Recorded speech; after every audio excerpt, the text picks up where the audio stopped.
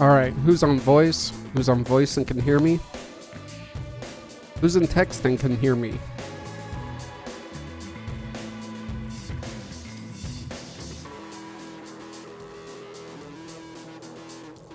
Don't do it to me, pro. Don't do it to me. We've been through too much. Too much. You guys can hear me then? I'm assuming.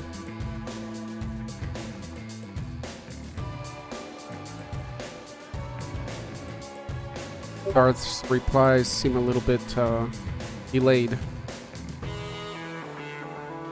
But you can hear me, right, Darth? Pro, you can hear me?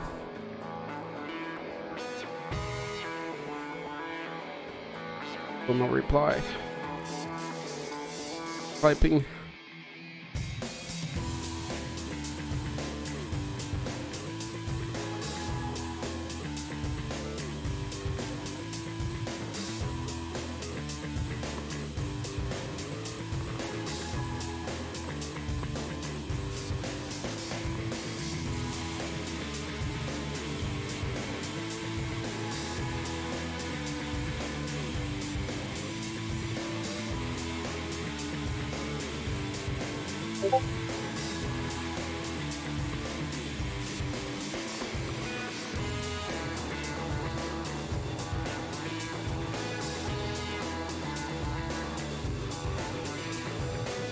Likely also just hold on then. Alright, I see we can't hear Gargamel. That is if he was making any sound.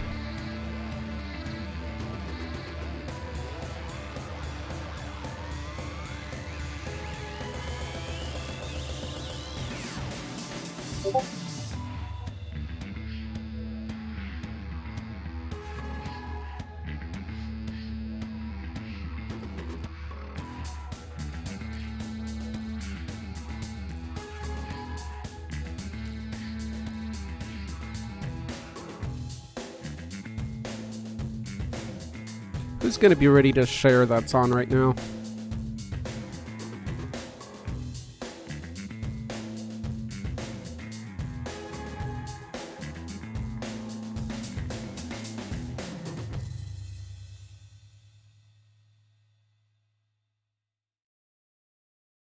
Okay, you can't hear me.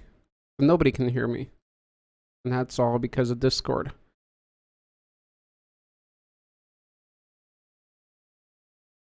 Okay. Oh, he's back.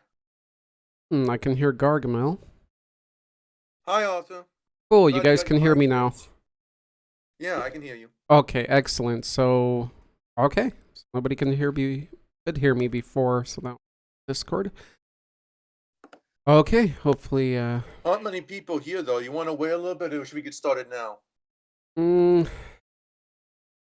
Well, it's a little late already, and I played the music through twice.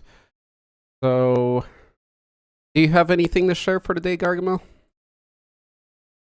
What'd you say? Do you have anything to share today? I can think of some comic book monsters, most certainly, yeah. I didn't know what today's subject was going to be on, but I can think of some comic book monsters offhand. Okay, I'll introduce everything and we'll get started. Okay. Cool. And now I understand, Darth. You didn't hear me, Darth. I was talking to you a lot, Darth Phoenix. So, sorry about that, and Pro as well. Glad to hear you're alright, Pro. That was close. That was close. After all we've been through, you know. Need you around here. Okay. Greetings, everyone. Welcome to World of Monsters. Well, not World of Monsters, but Voices of the Monsterhood. The greatest monster podcasts on Earth happen here and in the universe. Every Saturday, 2 p.m. Mountain Standard Time to 3 p.m. time. Today we're going to be talking about, in our Monstercast number 71, we're going to be talking about comic book monsters. We'll try to seek out those more obscure ones, as we can all probably recall a few off the top of our heads. We've probably seen some ones. Yeah, let's shoot for obscure. We've talked about many in the past. I think most recently we've probably talked about Doomsday. So they've been covered here and there. Hopefully we'll hear of some new ones today. Of course, Venom would be one. Which has been mentioned as well. That's not very obscure, though. I thought you said you wanted obscure comic book monsters. Right. So I'm just showing some examples. But yeah, so we're hoping to hear some that we haven't heard of, or not often. Probably ones we haven't seen in movies. Maybe ones we would like to see in movies, though. Hope everybody's doing well out there. They're safe. Hey, Pokesaurus. Sweet. I'll introduce everybody and then we'll get going. So, Should I mute myself? mute yourself? No, you can talk. Because I noticed everyone else is muted. I'm only muting myself, and then I'm unmuting myself on purpose, so I don't interrupt you guys by accident. Right. Okay. If you're making a lot of noise over there. But we're happy you're joining us. I don't know if you've ever been on one of these lives. No, never. Awesome. First for Pokesaurus. Awesome. And if anybody out there doesn't know, we've got a channel here, an art cavern, and Pokesaurus posts there the most often. That's where I see his posts most often. He did join our last art contest, so we're glad to have him for the first time in voice. Welcome, Yay. Pokey. I love that art contest. Hell Hello, yeah. Pokey. I hope you like it here. Mm-hmm. Sweet. Louis just joined us over on YouTube. Sweet. Welcome, Louis. Hope you're doing well. Hope everybody's doing well and they're staying safe and clean. So we have Darth Phoenix here, our SCP master, over in the chat here on Discord. We have Gargamel Golden Voice, who you heard speaking earlier. We have Pro or Procrastitron. I'm so used to saying Pro. Procrastitron over in the chat, text chat, and then Pokesaurus just joined us in voice. Really strange. I left, and when I came back, his mic. Well, that sucks. Oh well. So he was live streaming, probably. I'm guessing, Pro. The game you've all been playing. And then welcome Louis over on YouTube. So today we're talking. Okay, gotcha. Today we're talking about comic book monsters. Let's get going. Let's see. So Pokesaurus, if you're unaware, we're talking about comic book monsters today. The more obscure ones. So if you can come up with a more obscure one, let us know. I could only think of Doomsday. That was the last one we talked about. Doomsday, what was the one? He's like he's not just my favorite comic book monster. He's one of my favorite monsters in period. Oh, that's awesome. Did you hear one of our last Monstercasts where we talked about Doomsday? Did you happen to catch that? No, I don't think I did. I did subscribe to the channel, but I don't think I turned the notifications on yet. Got you. Okay. Yeah, what was that one? Let me see. Does anybody remember what that Monstercast was? What the topic? It wasn't a shark. It was prior to the shark one, I believe. I don't know. I don't remember. Do you? Darth Pro? Unique power-ups, yes. Was Doomsday, was that a power-up? Something there. Yeah, there was. So we were talking about monsters with unique power-ups. And Doomsday was brought up quite a bit. Quite a fan of him. I can understand, considering we all know what his power is, right? Yeah. I'd say that out of DC, he's probably my favorite villain, because I'm not huge in the DC, never have been, but that was my favorite out of all comics. That was one of my favorites, the Death of Superman, the whole thick one. The series all in one wonderful comic, and I plan on picking it up again someday. Welcome, Raincrawler. I got your message, I think. Nice obscure monster comic book. Hello, the title should have been Obscure Comic Book Monsters. Yeah, maybe I'll update that. I think this. I know, like, the Incredible Hulk once battled a Wendigo. Does that count as a somewhat obscure monster from a comic book? For sure. I'd love to hear more about that. Especially since it was powerful enough to go against the Hulk. That sounds pretty awesome. Mm-hmm. So, all right, so we'll get started with this, and I'll say, forgot. Pretty much anytime we cover a monster topic, we can figure that it's going to be obscure. Louis, hence I didn't put that in there, but maybe sometimes I should. We'll see. I think I have an idea for an obscure comic book monster, but it's like connected to Doomsday. Okay. There was like a comic where Doomsday fell down like a hole that like lasted forever, but he managed to escape. But as he was falling, he was continuously evolving until he got hyper intelligent and came up with a new name for himself, Doomslayer. Wait, really? This is actually in Yeah. a comic? I believe so, or at least I saw a video talking about it. You want me to like post it?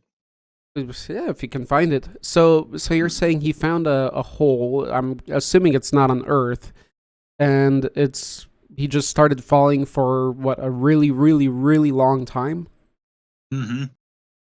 Long enough until he could like evolve and learn. So what is this?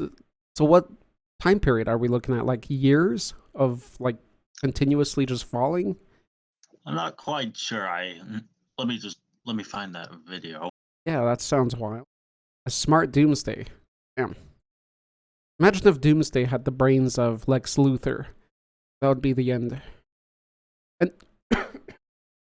overall, Doomsday. What would Doomsday be rated as on an intelligence level? Because I mean, what I've only seen of him in that comic was his sheer power and craziness, but I haven't seen anything like strategizing. I don't know if that's really ever covered. I like to think of Doomsday as like comparable to a starfish, meaning he's one track minded, and both of them have the ability to regenerate from very serious injuries. Okay, nice. And some starfish are very spiky. Right. And having family event from Doom Eternal, I believe. It would be cool if both series crossed. Oh, so let's see. Who is DC Comics Doomslayer? So Doomslayer is Doomsday, though? Or one of them, like a clone or something. Oh, okay, one of those. And also, well, the Doomslayer from Doom Eternal would whip Doctor, not Doctor Doom, what's the guy? Doomslayer. Doomslayer from Doom Eternal would whip the Doomslayer from Doomsday Doomslayer's head off. That'll be an interesting fight. Gargamel's talking some fighting words. Yeah. Doom Eternal Doomslayer. He loves to whip and Like there's something else about the Doomslayer. Despite the fact he's basically Doomsday but more intelligent, he actually like loathed his past self for being such a primitive monster. Alrighty, Pokesaur. So look around for anything else. I'll get started here and then I'll come back to you. And I have something for you guys, by the way, whenever you're ready.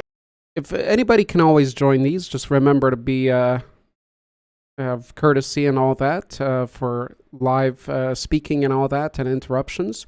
But you guys can always join in on these voice chats here too. And you don't have to present. You can always listen in. Just say if you don't have a monster to share, you're just listening, and that's totally okay.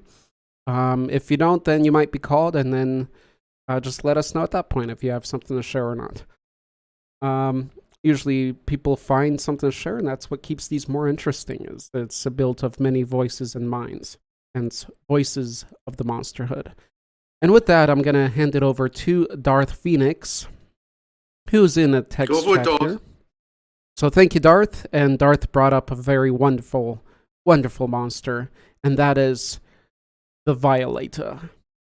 So he said, "My is Violator," and thank you for that edit, Darth. Right on time. Mine is the Violator. He is in charge of personally mentoring all of the new Hellspawn and clashes with medieval Spawn as well. For anybody that doesn't know, this is from the Spawn comics. What is Spawn? Is that? That's not Dark Horse, is it? I don't know. Can't remember. It's Image. It's Image. Thank you, Garg. Yes, it's Image. My brother has pretty much collected all the old Spawn comics. Awesome. He loved Spawn when he was younger. Spawn rocks.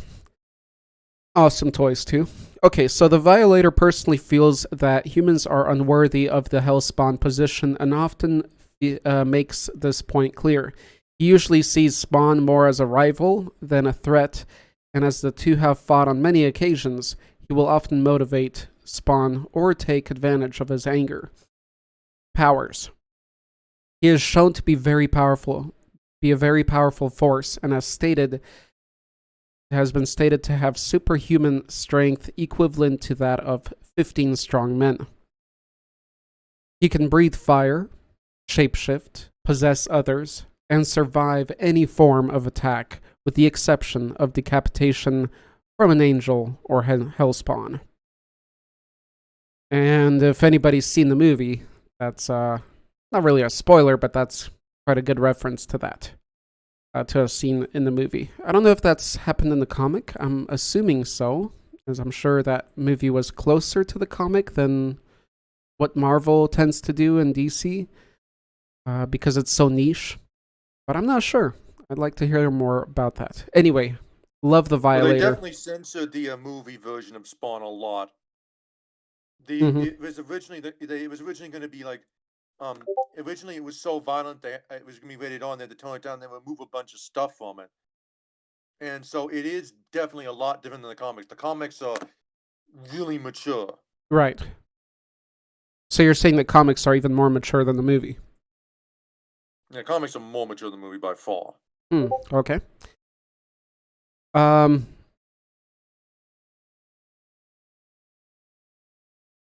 that your poster, Pro? Let me see. Hold on. Jonna was eating pizza. Also for those that don't know, Violator often appears as this clown fat form, kind of a trollish, and I mean troll by internet troll standards, kind of a trollish character. I really love what the actor did. Leguizamo, forgot what his name is exactly. But he played Violator excellently, in my opinion. I really enjoyed the character in the movie. I think he made a lot of the movie. Spawn was awesome in the movie, and Violator and that clown, he really pushed up the movie, especially in the comic value. And in the dark movie, to get comedy right, that's tricky. And I've said it before on these Monstercasts, I really love that part. There's even one part I can recall where they're trying to dig up Spawn's body, and he sees some Satanists trying to worship Satan and kill themselves, and he's like, "Why does God get all the smart people and we get all the idiots?" So that was a pretty cool moment. Many funny moments with him, and then he turns into another troll form. So from the internet troll, he turns into a more literal troll form. He's just an ultimate troll, the Violator, and that's this creature. And what I also love about the whole idea of Violator is when he's in clown form, he's this really big fat clown. When he turns into Violator, he's this strenuous, this elongated, thin-shaped, lanky monster. And what I like about that is that we're keeping the mass law. The law of mass isn't extending like we'd see with some monsters or werewolves, where it changes from one little form into this gigantic form, and you're like, wait a minute, where did all that mass come from, right? Usually creators don't give a crap about the physics and the logic behind that, but with Violator, it's already kind of there. That's why he's so big. Although the Violator form still gets ridiculously bigger, probably bigger than the clown itself, but it still makes some sense. And it depends on what depiction we're looking at. With the toys, I'd say... Well, it is a fantasy. It is a fantasy, right, technically. So, and he is from hell, so... Yeah, and he is from hell, technically. So. There we go. But at least they took that to mind. The creator did, McFarlane. So that's cool. And that was McFarlane that created Spawn, right? Was indeed. He created Spawn, and he created the Violator. Yeah. And I think he created most of the characters in the Spawn universe. Right. Cool. Pretty cool. I remember him talking about when he created the comic series. He said because he worked with Marvel. I don't know if he worked with DC and Marvel, but he worked with them for a while. And he said that when he created this, he wanted the biggest villain you can create. And in his mind, the biggest one was obviously the devil, right? If you're going to look at that reality. And which makes perfect sense. And so the story goes on from there. And I think that's a pretty good synopsis. Let's see. I'm going to be leaving Doomslayer. Louis, if you have anything to share, let me know. You can share it to right on YouTube, so I don't have to open the Facebook, and I can come up with images if you like, Louis. If you do have anything, don't force yourself. Sorry, Pokesor? I was about to say, speaking of Doomslayer, I refreshed my memory, and he got knocked down an infinity tube, and that's how he Okay. continuously evolved through a long time and was somewhat conscientious. And as I said, he was ashamed of his old self being a mindless monster. He was so ashamed that he actually thought that the wait a second, hold on, I need to do something really quick. No worries, we'll get back to you. Okay. Pros over here. John was eating pizza, so John was being a good Italian over there. Glad he's doing well. Italy's suffering big time. Pro says, actually, as shown in the clone Hulk from Ultimate Universe, who had the strength of the Hulk and the intelligence of Banner, having high intelligence can be a burden, as it was a burden to the clone Hulk, as he lacked the raw anger and mindlessness that gave Hulk his edge. This made him predictable, and he also wussed out. nice wording there, Pro. He wussed out of... That's technical wording. He wussed out of multiple fights due to being too scared. Yeah, logic's hitting him, and thought and responsibility. But then again, we can have an absolute Chad like Professor Hulk from the main 616 universe, who utilized both his strength and intelligence to their fullest. Yeah, I think that would happen eventually. If he would get used to the balance, he would become better than both. And we did kind of see that. Well, we had that smart Hulk in the last movie. I don't know how I liked it with the whole selfie and everything, but there we have it. Still don't know if those drivers are loaded. Okay, Jono's talking to himself. Always off topic. That's my Slayer. That's what happens.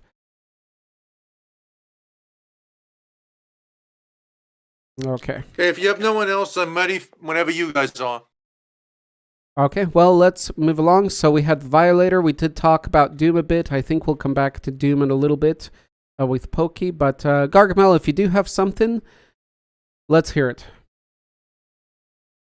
Okay, there's a comic book called online comic book called Selkie, and it's about this sort of fish gull creature.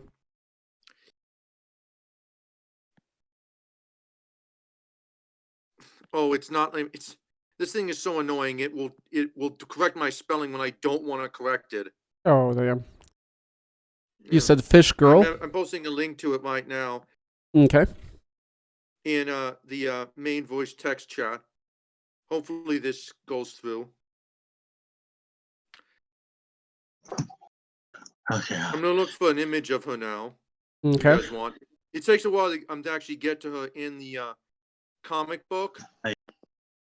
But and also the first few pages of it or You want me to come back to you, Gargamel? no, you don't. Are in black and white. And it's kind of interesting comic, even though it's it's not a superhero comic. It's Okay. Okay. It's like a comic about this girl who's from under the sea, and she's her people aquatic. It's kind of interesting. She also likes to eat fish and says extra S's. How did you find this With all comic? of her woods. It was It was a while ago. I found it a long time ago. Okay. So She's it's an kind of cute. online She has comic? she has like blue skin, and she has like a medium length hair and a bow. Yeah, I see her in the classroom and all that. I'm not seeing her. Oh, I see. Okay. So she's already in the monstrous She, form there. yeah. There are others of her kind in the comic book too. I'm linking to another page of the comic book, but it's so far just one with just her in it. But and some human characters. Okay. But she's still not kind of cute looking actually, So what's even though she's the... a tiny bit terrifying. Oh, this one's colored. Okay. So what's the Yeah, overall the later ones are point colored. of the comic and point Well, of her? she's being raised by this human that adopted her. It's kind of interesting. And actually, I think it was might have been one of my inspirations for Die of an Alien. 'Cause I can't remember what came first.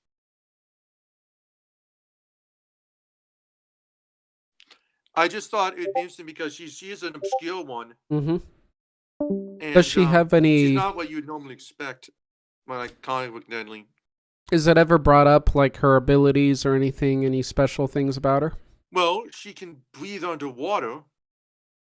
Okay. Her people can breathe underwater. They can also breathe on land. She doesn't have they don't have too many special abilities though. Other than Right. that, So what's usually, like, the topic in the comic then? Like, concerning her? Is it her something not just... getting along with other people Mm-hmm. and her Uh, the conflicts that she gets into and her dad gets into. Gotcha. Fish out of water story. Yeah. Kind of, I guess. Literally. Um... Okay, It's so... more of a comedy though than like an action thing because there's very little like action in the story. Gotcha. I was just thinking it'd be a good one for, like, younger, teens Yeah, and it might stuff be. that feel like they don't fit in, that kind of Might be. story. Could be. Oh, okay. And what's her name? Selkie? Selkie. Selkie. Okay. I think it's the full name of the comic book is Selkie for Love and Fishes. Isn't Selkie a creature? There's There a it creature is. from mythology that she's named after. Right, and I'm looking that That's one like up. that's like a person there's like a seal that like opens its skin and a woman pops out and then when it's time Mm-hmm. they go back into their skin. I But thought she's she not did. like that at all. I see. No, she looks more like a one of those Lovecraftian fish creatures. Right, right. But And she does so do her have a... people. I thought it's a manatee on her shirt, but maybe that is a seal, kind of referring to that Selkie. I So that's guess. pretty cool. Yeah. That's a nice little Easter egg or something. Oh crap! What is that? What did I just post? Better delete that before. Okay. It's a good comic book. It's not if you want like superhero like action and stuff, you're Mm-hmm. not gonna get it from that. Sure. Okay. But it is kind of funny. It's pretty funny. So there you go, guys. That's the Selkie from mythology, which is kind of like a mermaid, but instead of with fish, combined with But a Selkie from the seal. comic book is completely different. She's like a little girl, Right. creature, and that's just her name. Oh. Mm-hmm. I don't even know what the name of her species is Cool. in the comic book, but the species does have a name. I just can't remember it. Yeah. Well, right on. Thank you, Gargamel. So Gargamel shared You're Selkie welcome. with us. What is the name of the comic book? Selkie for Love and Fishes. Okay, so her name is Selkie, and the comic book series is called Selkie for Love and Fishes. Love and Fishes. Okay. Love, Life, and Fishes. Okay. And cool. So thank you, Gargamel. Anybody have any thoughts on that one? Yeah, that's exactly what it's called.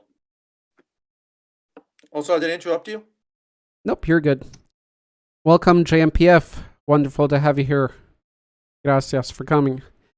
Pro above shared something. So let's see. Pro said, hope it gets fixed. He's talking to Jono. My pick for obscure comic monster will be Lar On. The Kryptonian werewolf. So there's two beastly DC things here. Right. Well, Werewolf, Doomslayer. right, and he's going to DC because I'm pretty sure there's a werewolf from Marvel that's been brought up a lot, but this one seems more obscure. It's a red werewolf with a glyph on some kind of glyph on his body, yellow glyph, or those are scars. I'm not sure. So, Pro, it's your turn. If you're aware of the moment, please tell me more. Tell me what the abilities are. It's a DC creature. I'm assuming it has more than just some crazy strength. I'm seeing those yellow glyphs on its body or scars, if you can tell us something about that. And tell us why you picked it and so on and so forth. Bro, that's a good one to do in a video, actually, Pro, since I have so many werewolf lovers. Mm. Did you hear anything I said, Pro? I know you're probably busy. Can I ask a question? Yes, please. What do you prefer more, vampires or werewolves? I don't know why that always has to be distinguished one from the other, since that's Hollywood's work. If it's a question you don't want to answer, you don't have to. No, of course, that's a common one I get to. I don't see it that way. I don't like to say that or the other, but personally, I enjoy both. The werewolf hit me more. It's really hard to answer now because, and Pro, I did just notice the new text. I'll be reading that in a moment. I tend to gravitate more toward werewolves too because of the impact they had on my channel, and because they had such an impact, they've had an impact on me. I never prepared or planned on it. It just happened, and it happened strongly. Yeah, it happened so profoundly that I never even got a chance to get deeper into vampires because that keeps getting brought up, and it works, I have done a couple videos. That's what Doomsday did to me. So I see. So it's like you just yeah, I love them both. Generally, maybe I'd say I lean more toward werewolves. But I wanna, if I get into vampires, I want to go back into my mind, my child mind, what I thought of and how I saw the vampire a long time ago, before modern movies and all this, as a child, because I remember at that time the vampire was a really creepy kind of thing. Werewolves just scary. I remember one of my scariest memories is of a werewolf in a movie or series. I still don't know which one it was in, and I've covered over 300 movies, obviously, and I'm still not sure where, but he was transforming, and it was something that at my age, I don't know if I should have seen, but I'll never forget it. But vampires as a whole, just the theme and idea of how manipulative they can be and all that was always interesting. And then turning into bats, even, things you don't see in movies much anymore. I'd like to get more of that feeling out in the video, so. I can understand that. I watched some movies I probably shouldn't have as a kid either. Right. Like, I watched Carnosaurs as a kid. Carnosaurs? I think when I was 2, I watched it. Well, I can definitely see its impact on you. Ever heard of Carnosaur? I don't know. I feel like I've heard the name, but I don't feel like I've heard of it as a movie. Oh. All right, Carnosaur, it came out during the same.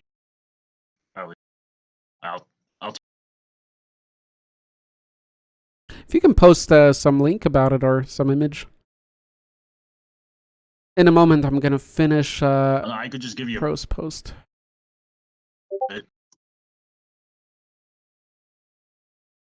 So, real quick, back to Pro's share here, which was the Kryptonian werewolf. Kryptonian. Sounds powerful. Let's see. Not your average. Yeah, definitely. So Pro says, Laron was a citizen of Argo City that was banished to the Phantom Zone by Zor-El when exposure to red kryptonite turned him into a werewolf. I wonder how new this creation is, Pro. I'm assuming it's a past era 2000s, or maybe 1995. I don't know. I guess what I'd want to hear is that this creation is older than 1995 or 1990. Let me know, Pro. I'll continue reading this. Zor-El quarantined him as the last resort to protect him from himself and the Argonians. Argonians? Elder Scrolls is getting in here. From him until a cure could be found. Many years later, as testing a Phantom drive engine, the Department of Extra-Normal Operations accidentally opened up a rift to the Phantom Zone and released Laron. Exposed to the Earth's full moon, so full moon impacts him as well, note. Laron transformed into a werewolf. I want to see what he looks like not in werewolf form, too, Pro, if you can find an image of that. Went on a rampage after being attacked by the DEO. Not DO, but DEO. Until he was stopped and contained by Supergirl. Okay, so this was in one of those moments against Supergirl, not so much Superman.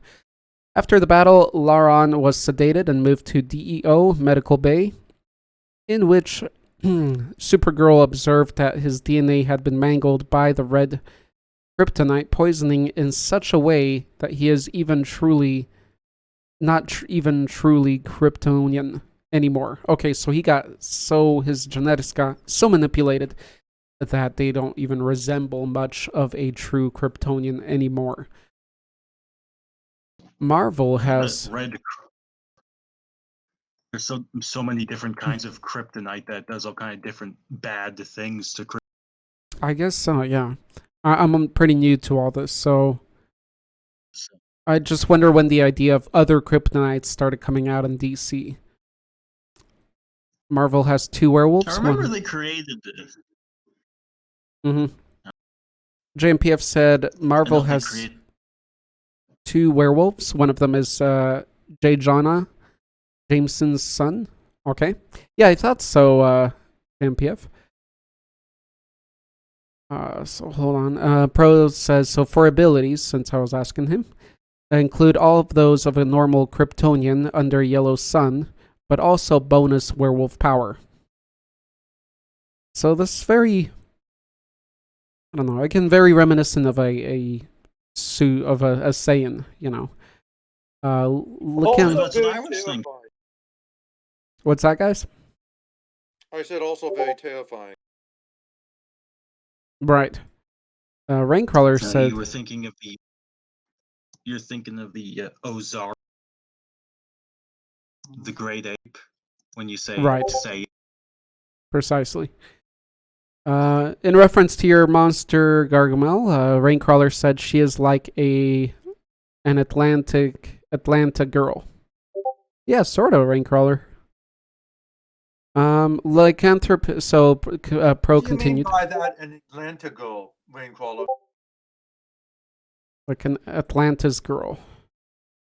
What do you mean by that? Elaborate, Raincrawler. Explain yourself. Gargamel wants to hear more. What is it about Selkie that's Atlantic girl-like? She reminds me closer of the deep ones from Lovecraft than someone from Atlantis. Let me see here. Okay, let me finish this up. So he says, lycanthropy, like Earth's werewolves. Laron transforms under moonlight, even under the sheen of Krypton's moons. Superhuman strength, superhuman speed, superhuman durability, enhanced senses, claws, fangs. These are stacked on top of the Kryptonian abilities. Laugh loud, I watched Terminator when I was like 5. Yeah, that'll affect you. Okay, so basic human, werewolf additions and abilities plus the Kryptonian ones. So pretty insane. I just thought about the werewolf thing as a virus, because it's pretty wild that, the werewolf thing impacted a Kryptonian. So, with the thing that's going on in our world, I was just thinking, what if the werewolf virus was a virus? And it was that contagious like the virus we have happening on Earth now, but it'd be more contagious and active in the whole universe. Because it's kind of funny that it'd be a wolf based, right? Which is an Earth animal. But what if the virus is just that durable and contagious and all that it can just spread out throughout the universe and affect different species like Saiyans, Kryptonians, eventually hit the necromorphs, something like that, something so powerful. It's not like powerful in a hive mind kind of way where it combines and all these werewolves are going to take over us, because they don't work together. It's just this enraged form that a creature takes. But a pretty cool idea for a space virus. What's up, Pokey? I get what you're saying. Speaking of the virus, I was wondering, have you read the World War Z books or book? No, I've seen the movie and all, but I've heard they're very, very different from the movie. They are. Okay. I was just going to say that in the book, the virus that starts the zombie apocalypse, it starts in the same place of the world as the virus that's going on now. Oh, I see. Yeah, yes, I heard about that. They censored the movie. They changed the story because they didn't want to upset the Chinese, government. Right. Makes So, sense. that's why I tried. Well, damn. I tried to avoid saying that. Yeah. Well, It doesn't matter. It doesn't matter. We're not. Well, yeah, it doesn't matter where. You're right. No way we're gonna get this podcast shown in China anyway, so I wouldn't care about that. Besides, I have no respect for the Chinese Communist Party of the horrible things they've done. Yeah, that portion of China, I agree with you. As far as Chinese and all that, it's all good. But that is interesting because I just got on a really basic web browser type game. It's called Infectionator. It's really addictive. And I've been playing Infectionator too. And what you do is you spread a virus that turns people into zombies and eat other people. It's very simple. It's very fun. You guys can check it out. It's Infectionator. Look it up. It's just on your browser. You can play it right there. You don't have to download anything. It's Flash-based, so make sure your Flash is active. That sounded dirty. I'm sorry. So you play the game, and the funny thing is, the first country you start at is, well, Iceland. There's like a North Pole little thing, but it's China. So in that game, you start in China as well, infecting people. So that was just a little odd thing, because that game's been out for a while. Again, I recommend the game. Go check it out. I just wanted to link that little oddity I noticed. Raincrawler said the creatures that live deep, lowest location from Aquaman comics. Oh, okay. So, Gargamel, the Aqua Atlanta people that Raincrawler was referring to were the people of the Aquaman comics that live deep in the water. Oh, that makes sense now. That would explain why he compared them to Selkie to them, because she is kind of similar to them. Yeah, it does make sense. I from the Aquaman movie. Agreed. Does make sense, and I could see that. JMPF said when I was 6, I saw Jaws. 6 Jaws. Yeah, that's pretty strong. So many people see so many things at a young age. Yeah, and usually it works out all right. It all depends on, well, many things, but. Okay, so Pro said, nice. Arthur, old character that got an update in the new 52. Gotcha. So it is an old creation, which is cool. And here we see the image. Thank you for posting the old image of this red werewolf, the Kryptonian werewolf. And we can see the guy as well. So wonderful post there. That's such a good post, Pro, that you get a watermelon for that.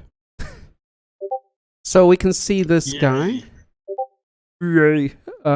We see him transform here into the red form werewolf. Cool. Quite a bit bigger. Of course, he looks amazing in the new ones. Compare that image. But still, that's awesome that he's been around for a long time. So that I'm becoming a fan of him. I'm not a fan of much in DC, so if I see something like this, I'll Yeah, I think I'm a little bit of a new fan to this Kryptonian werewolf. Thank you, bro. Is it okay if I finish what I was explaining with Doomslayer? Sure. Let's go back to Doom, and then I'm gonna read what Donde shared here. Mhm. Argonaut. Sadly, I can't find his human form. Well, that is his human form there, pro. A little bit, so. This is Just just not a for the new ones. little bit more about Doomslayer. Okay, so Doomslayer, we're talking Doomslayer from Doom DC, guys. So don't confuse it with Halo now. All right. What else can you tell us, Pokey? Well, it's like Not Halo, not Halo. Do not confuse it with Doom Eternal. There's no Doom in Halo. Oh, damn. Yeah, no, I mean Doom from Doomslayer from Doom video games, Doom Eternal. Yeah. Not Halo. Doom I was Eternal. thinking, yeah, why did I confuse You his were name? confused. We always There's compare no- those two there's no guys. Doom in Halo, at least as far as I know. No. My mistake. If there is, I've never heard of it. But I'm not really a big Halo fan. But I would You expect just to have know. at least heard it mentioned from like some rapid Halo fan. That's Alrighty. a good thing to point out.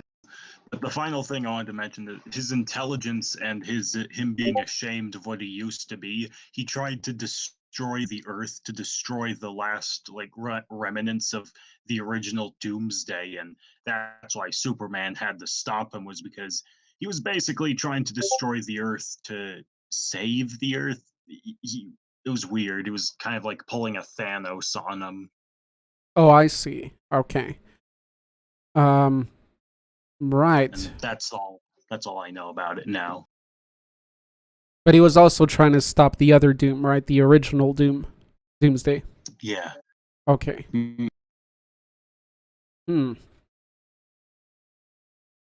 Interesting that side story it went into. I'm not sure how I like it. As I mentioned in the last Monstercast, talking about Doomsday, it kind of ended for me when they killed each other. I know they both came back to life later in comics. They got to make their money, but in my mind, a little bit, not officially. I mean, I don't care that much. I'm not that into these things in fantasy lore, but that's kind of where my interest, stopped. Because that comic had a bit of an impact on me. I was, about 9 years old when I first got the Superman, the Death of Superman comic, the full one. And that was an awesome comic. Again, shout out to the comic. Shout out to Doomsday as a antagonist. He's an excellent antagonist, in my opinion. Very cool, aesthetically and more. But yeah, I guess Doomslayer from that lore, that is kind of obscure. Obviously, I've never heard of it, and some of us. So yeah, thanks for sharing that. And it's probably our maybe, well, I don't know. This Kryptonian werewolf's pretty powerful too. So I'd say maybe on the same level. And it would seem that the original Doomsday would have some things to share with this Kryptonian one. This Doomslayer is a bit more advanced. Kind of like the Smart Hulk. I think I better go now, guys. We've got some powerful stuff. Have a nice day. Thank you, Gargamel. Stay safe out there, my friend. I will. You guys stay safe too. Thanks, buddy. Bye. Yeah. So we've had the Violator so far. We've had Doomslayer from the Doomsday from DC. We've had Kryptonian Werewolf. And Selkie. Selkie, yes. From Gargamel Share. Which is probably our most charming and not overpowered one thus far. Yeah, the least monstrous. Yes, for sure. And now we have Donde. More of a creature than a monster, but still like very charming. Yeah. I date her. I'll just say that. I'm attracted to exotic, sorry. Okay, so over on YouTube, let's see what people are saying. I sent an entry via Messenger. Thanks, Louis. I'll check it out. The Violator can be counted as a metaphysical being. True. Like, for sure. I already had sent... Oh, you already did. Thanks, Louis. I checked earlier, so... Okay. Violator is the strongest of his brothers. He killed his father. I want to learn more about the Violator. Thanks, Raincrawler. That's a comic series I would want to get into. Like, Violator story. And why is he a clown and everything like that? I'm sure it's explained. God, it's like a well, I don't know. I was gonna say a cooler It. I mean, it's still cool. Pennywise is pretty cool, but yeah, some similarities there. I mean, they're both demons basically. Ooh, never really thought about comparing Violator with Pennywise. That would be a cool versus video. I'm sure Gargamel would have loved to hear that because he enjoys the verses. What did you say, JMPF? New video in the works. In the works. Yes, for the next 5 years. That's a good idea. I'm liking it. Whether doing a comparison video or a versus between the two, they're both, yeah, that is pretty awesome. I need to jot that down. Just hold on. I don't have anything.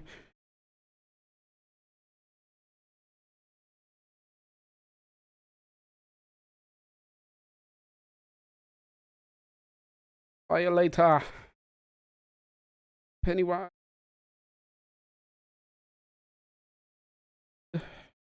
From there. Okay. Beautiful. Strongest of his brothers. He killed his father and he had a human mother. That's interesting, Rain. Okay, right back again. Good thing I could rewatch. For sure, Louis. Glad to have you back. Okay. So, let's go to Donde and we'll proceed from there with some more text. Then we'll go back to some more voice shares. I see Dio's here, so welcome, Dio. Guten Tag. But Darth left. What's up? Dio signed as Dio and signed off as Darth. You're powerful, Dio. Sadly. Okay, so Donde says, and thank you for sharing, Donde. My share for today, even though I'm not able to join today, are the dragon alien-like parasites from DC Bloodlines Run. These creatures are based slightly off of the 7 deadly sins, and they can shift into human forms and then back into parasitic dragon-like bodies. They invade Earth for the sole purpose of drinking spinal fluid from the backs of humans. Nice. Killing them in the process. Obviously. However, a side effect is giving their victims superhuman powers. And those that do manage to survive ended up becoming superheroes in the process. That is a cool line of story. Most of the heroes that were spawned from this line were killed off by their Infinite Crisis run. Their Infinite Crisis run. The one in the picture is Glonth. Glonth. So, dragon alien like parasites. Okay, so we see this dragon alien parasite and it's feeding on the spinal fluid of this guy here. Interesting. Human form. Glonth.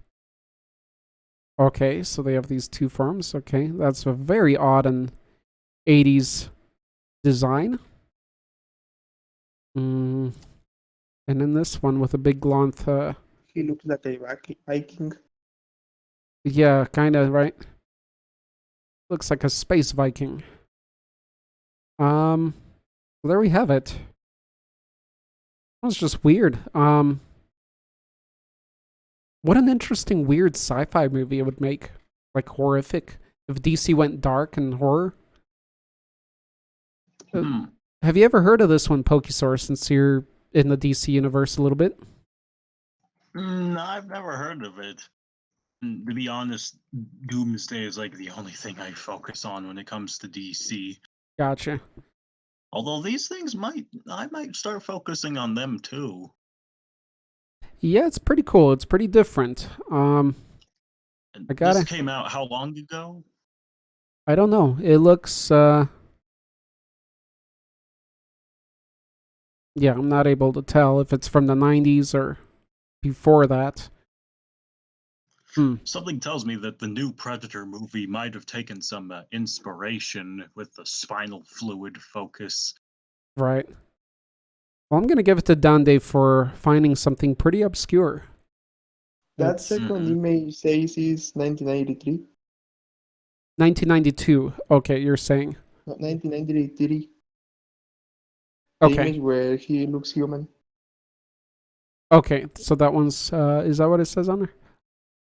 Yeah. Yeah, 1993 for that one. Okay, so early 90s. So we're not sure if it started in the 80s yet, but definitely early 90s. And that does look like early 90s art.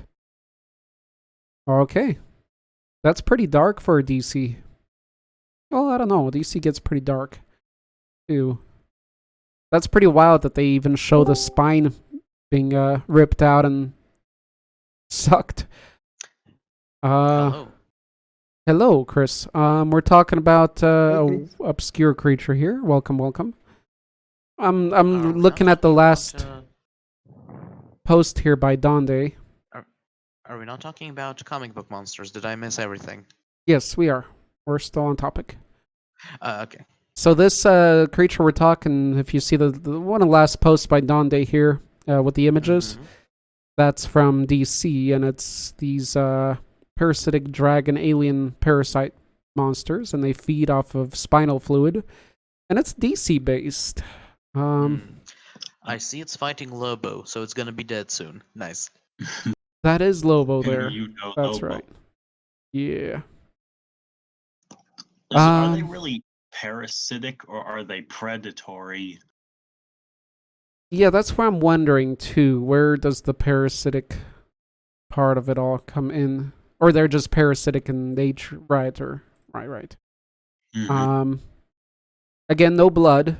There's a whole spine coming out, but the blood's pretty pinked out to keep it people friendly.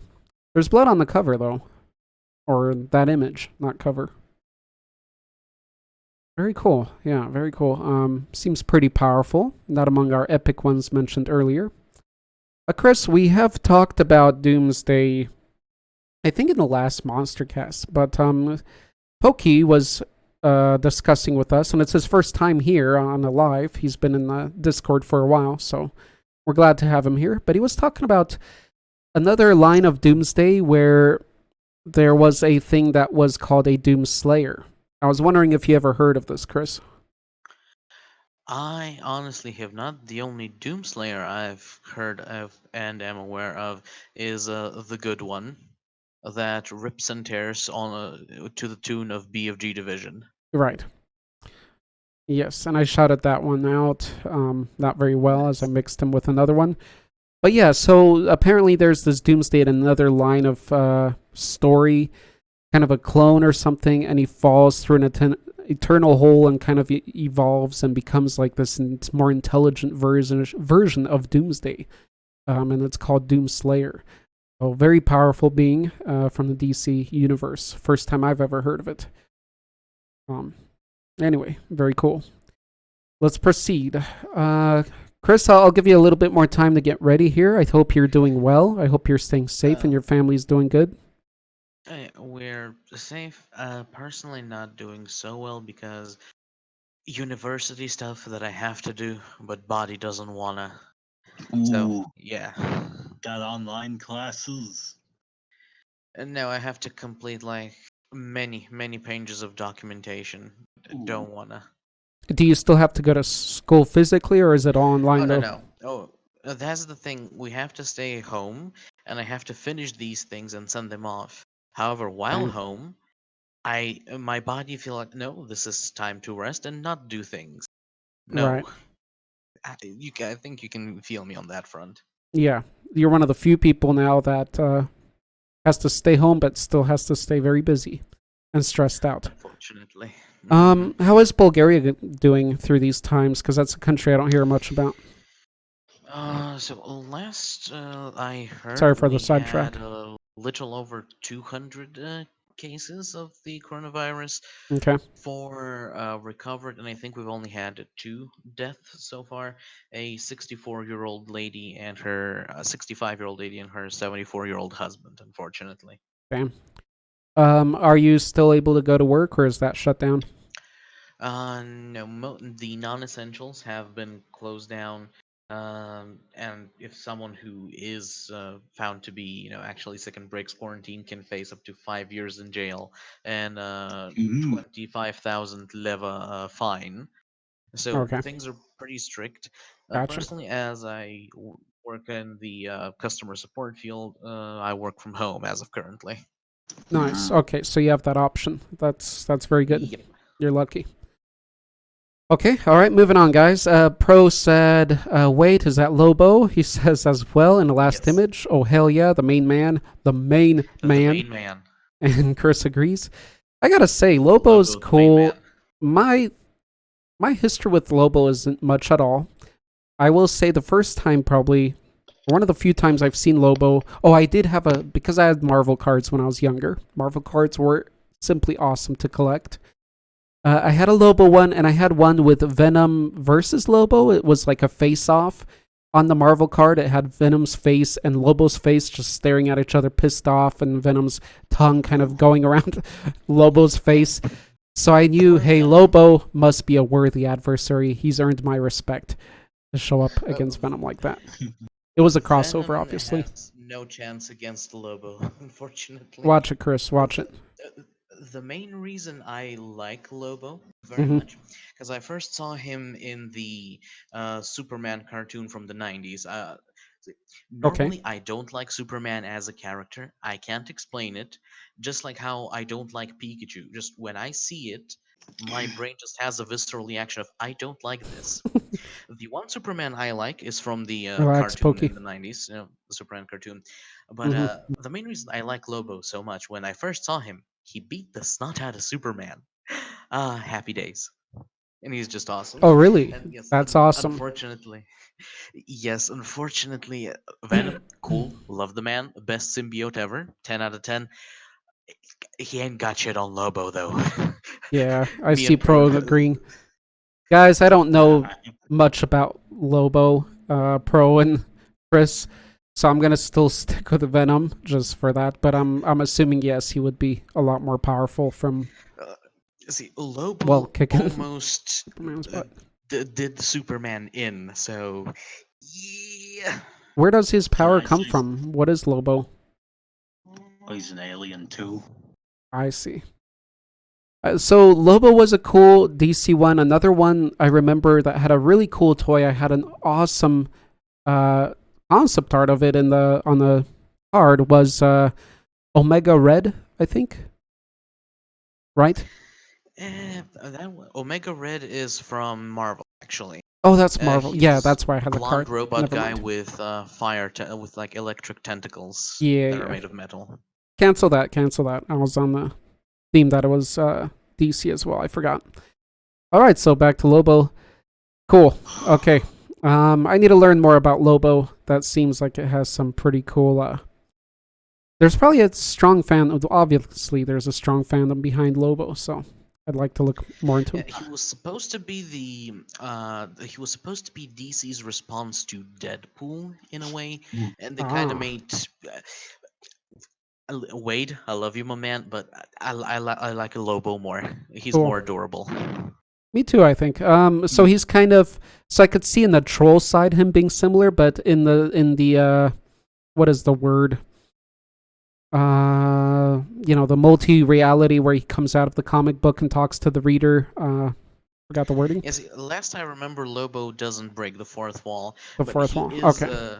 badass. As Procrastitron said, he is an alien that got kicked out of both heaven and hell because no one wanted to deal with his bullshit.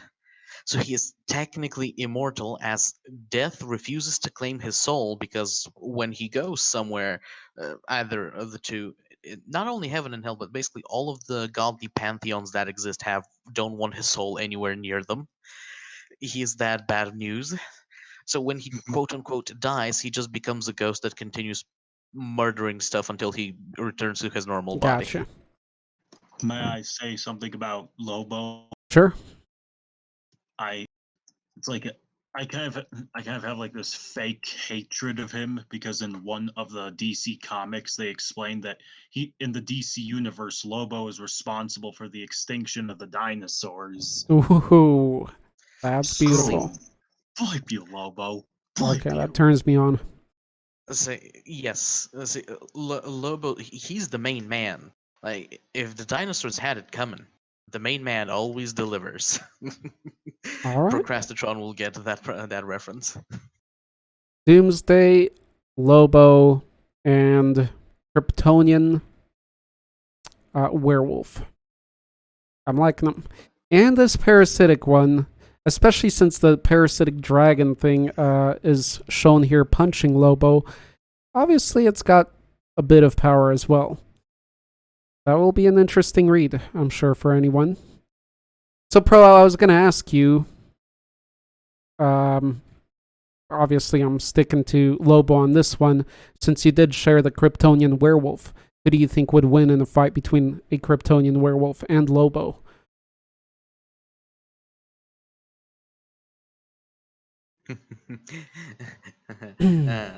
Dundee, you are there. I don't know if he's listening, but he's hanging about. Cool.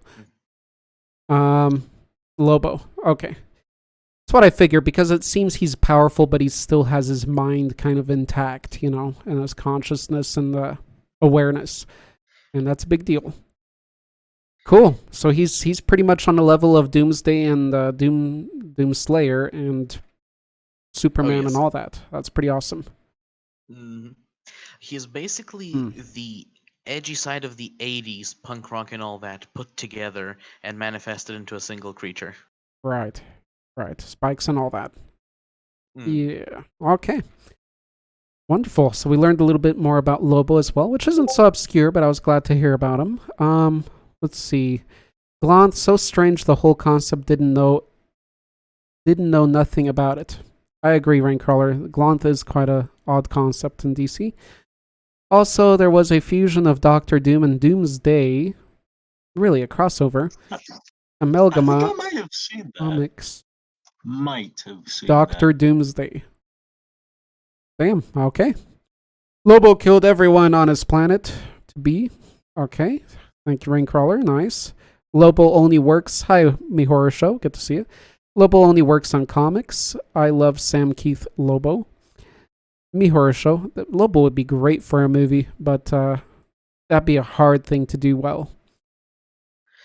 Lobo was great in the Superman and Justice League animated series. He's just adorable. Now he also had a appearance in the Young Justice series, but I haven't watched that far. I do need to. Let's see, Lobo. My favorite Lobo comic is he goes to a planet filled with female, then he gets them all pregnant, ends up being annoyed by a bunch of pregnant females. Well, that's pretty wild. I wasn't expecting that. So that's what Horror Show said. Goes to a planet of females, impregnates them, gets annoyed, and leaves. Yeah, so definitely looks like they tried to make not just something powerful, but a badass, obviously. Especially for all those boys reading the comics. So there you have it.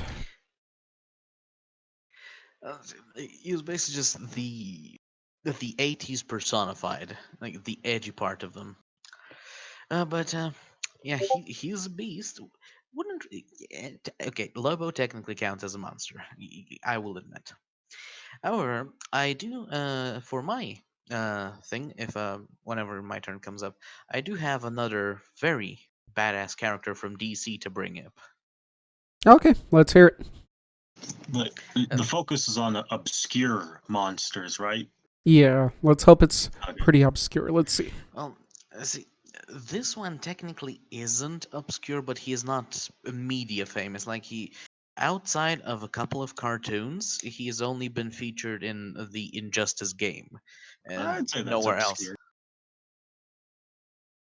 And I specifically am talking about my second most favorite DC character after Lobo himself, the Demon Etrigan. You said the second what? My second most favorite character from DC after Lobo, Etrigan. Okay. And you know how I said with Superman, I just see him and I don't like him. With Etrigan, it's the opposite. I see him and I just adore this creature. He's great. Very monstrous, like it. Etrigan is a demon from hell, duh. And he is technically two people. Way back when in Arthurian times, Merlin summoned this demon to help fight on the side of King Arthur against, I believe it was the forces of Morgause, the evil lady. That was Arthur's sister and or wife at some point. However, after Arthur passed away, Merlin entrusted the guardship of. Oh, sorry, guys. Arthur, you here? Yes, I am. Continue. I'm sorry. I clicked on the wrong. Yes.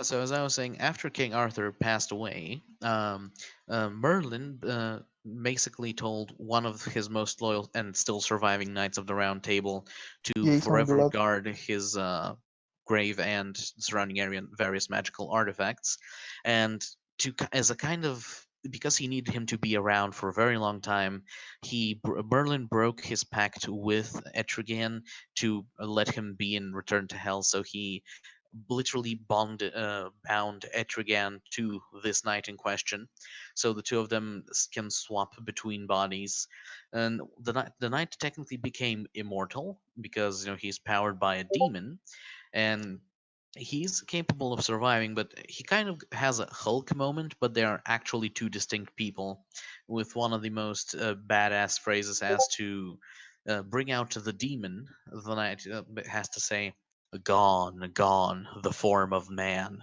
Rise the demon, Etrigan."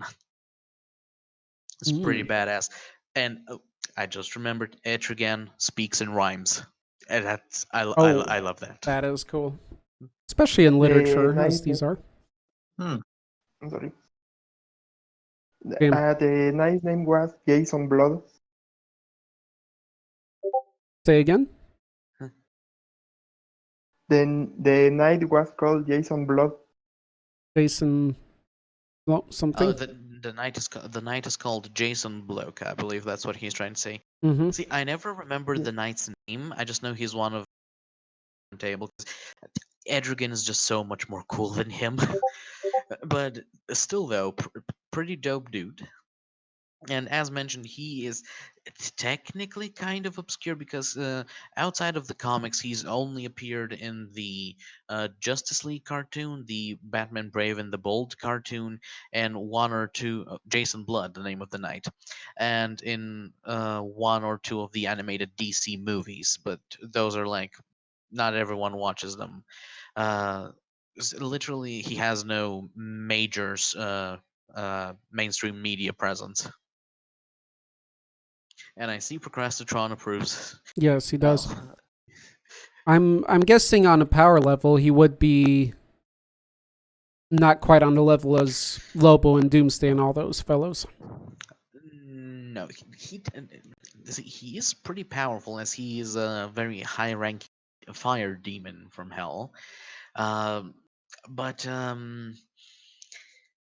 see, it's kind of hard to put him down somewhere. He can be both Mm-hmm. the powerhouse of a story, but also kind of the medium section.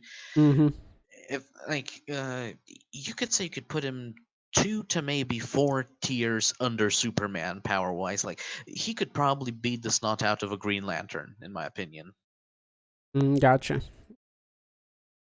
Not pretty awesome character. Oh, I'm learning a lot of new stuff from DC today. Spitting those rhymes. Jason Blood. So Jason Blood was the knight's name. Okay, thank you, JM. Yes. Blood. The only problem of Etrigan is that he speaks rhyming. Is that a problem, though? Oh, that's a bonus. Yeah. Cool. Okay. On that note, Raincrawler. No, actually, since I just copied Louis, I'm going to read on behalf of Louis Share, or on behalf of Louis. Louis, never. Puny man dislikes my rhyme. Or Puny Goody Buzz. man. For puny man, I have no. Go on, Chris. I can definitely see what you mean by Hulk moment. Oh, did you come across anything special? Puny man. Honestly, that's kind of the thing. He doesn't say that often. That's kind of the thing I kind of on the spot. I'm bad at making up rhymes on the spot. Mm. No worries. It's It's also not your think native like language. a little man dislikes my rhymes. For a little man, I have no time. That kind of stuff. Yeah. Okay, guys, so here we have a share by Louis. He never lets us down. Even when he's not here, we still get a share from him. Huzzah, Louis. Hope you're doing well over there in Washington. For today's Monstercast, I bring you the Brood from the Marvel Universe. Okay, so we're going to what Marvel, guys. Brace yourselves. Was that? They are I recognize that creature. They are a xenomorph-like race of insectoid monsters that infect their host with an egg-like stinger. The host then slowly and painfully change into a brood and keep all abilities and knowledge of its host so they can space travel if necessary. Nice. So we got a little bit of the thing there in intelligence, or keeping the intelligence. Like xenomorphs, they have a queen and communicate via telepathy. They have already conquered one universe, wow, and have found a way to travel through and are hellbent on conquering the next. They destroyed a whole universe. This is awesome.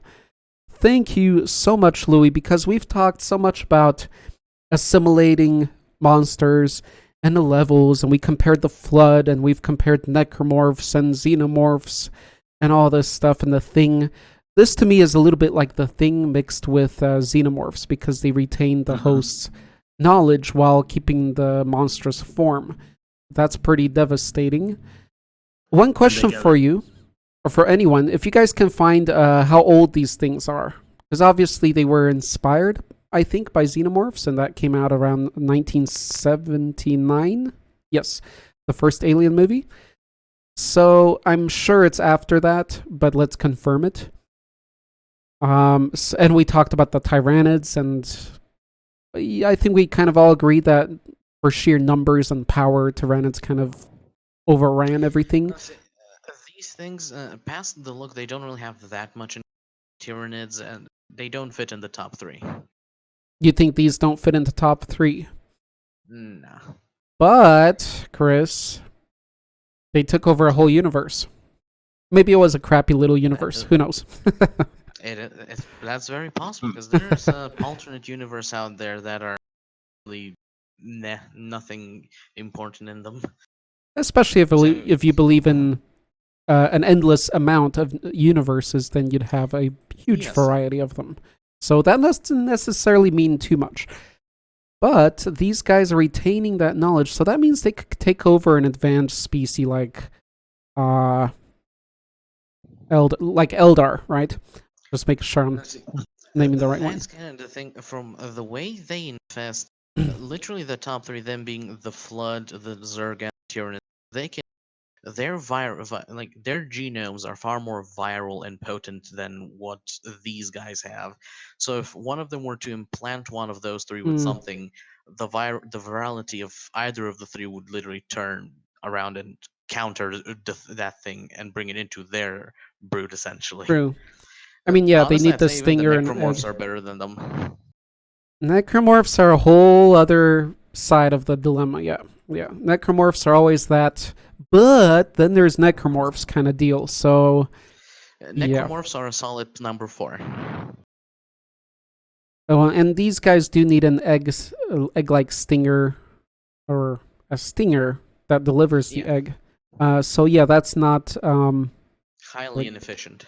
Yeah, as efficient as the others, but still quite effective. I think their weak points, is they still retain this look. It depends how much they evolve. Like not xenomorphs. Tyranids have that more than a lot of the other ones to their pace of evolving and changing and adapting, especially for warfare and things like that, or for anything, for survival. That's quite extreme.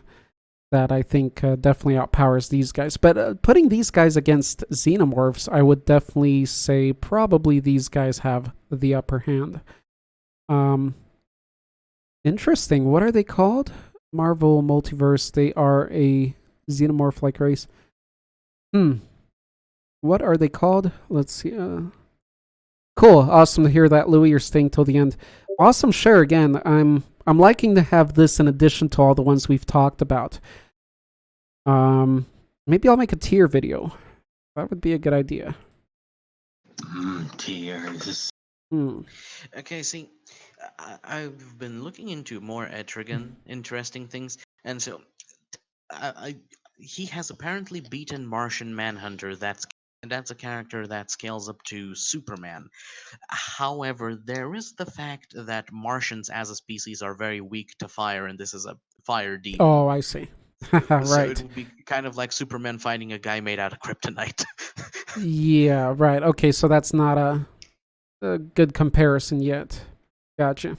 But I did manage to find a comic snippet that does have a nice bit of the rhymes. Just let me I need the image to load. See, your day is done. 'Tis your final hour, as once more demon flames you devour. Just Sweet. the rhymes, so boss. That is cool. I like it.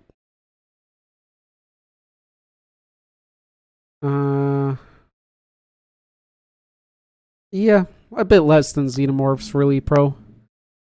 A bit less. Again. No, the Xenomorphs, yes. Plus the Tyranids. Sorry, pro. Yeah, a bit less than the Tyranids, I mean. Yeah, more just the thing for keeping that awareness, which is a big part. Good for a movie. Still an extremely powerful foe. It's just the other ones are beyond. Chris passed the look. Don't really have much in common with Tyranids. Still not in top 3. We did do with a talk of assimilation creatures. I wonder if we all agreed on the level of power. I'm pretty sure we talked about that then. We had a little bit of maybe debate talking about the various ones. Not sure what we finally agreed on. Chris, if you like, you can write down your list. Yeah, just in the text. I'll check it out. So far, I only have the certain top 4 from what I've been able to see, as I don't recall many of them. Basically, 4th, you got the Necromorphs. On 3rd, you got the Flood. Number 2 is the Zerg, and top 1 being the Tyranids. And of course, outside of the entire classification, we have John Hahn monsters. Nice. And he doesn't even get to share in the bliss of all this. John's having some issues with his mic, but I don't know. I don't know what he's up to. Pro's trying to help him with something. Probably some gaming stuff.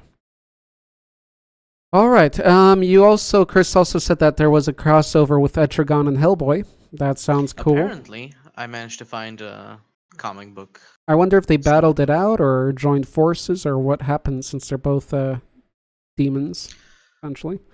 Well, they are technically both demons that serve good and try to protect humanity, as Etrigan is bound to one of the Knights of the Round Table, so he is good guy, essentially. So likely the two of them were fighting some eldritch horror that came out of hell. That's usually their thing. Sure. That's a pretty cool combination then. There's a question I was wondering about asking. How often do these live streams happen, like once a month or once a week? Okay. Every Saturday. Well, unless sometimes we can postpone them if not enough people can show up, or if Arthur is not able to host. All right. Sounds good. Yep. And we're still looking into that tabletop stuff. Usually on Saturdays I go to the library, but I can't really go anywhere nowadays. Oh, I see. Yeah, well, we're always here. Same time, same place. Yep. A mix of Xenos. You can always join us at the library, just silently, in text and headphones. But yeah, I kind of have to pump on, gentlemen. Happy that I was able to share. Right on, Chris. Etrigan. So I do bid you a good night. Cool. Take care, man. Have a good night. Take care of yourself and family. You too, guys. I'll see you around. See you, buddy. Okay, I believe. Okay, so Louis said back after driving out, I got into the net via old house. Cool. So I'm staying till the end. I believe the broods can talk. Right. They can do anything that the race they assimilate can. They just keep their form, which can look pretty funny as they're trying to fly a human spaceship in their form. But yeah, I really like that share. Louis, thank you. I'm always watching out for more, similar. And we've covered assimilation monsters. This was never brought up. So that's why I'm happy, because it's just nice to hear of a new one, than that we haven't heard of yet. And we've heard of so many already in all of us. So that was cool. I'm just trying to remember. Okay, that's Marvel. Let's see. Because one of them was on World War Hulk comics, I believe. Nice. Yes, they that's could where I assimilate. remember them from. Nice. They could assimilate Hulk.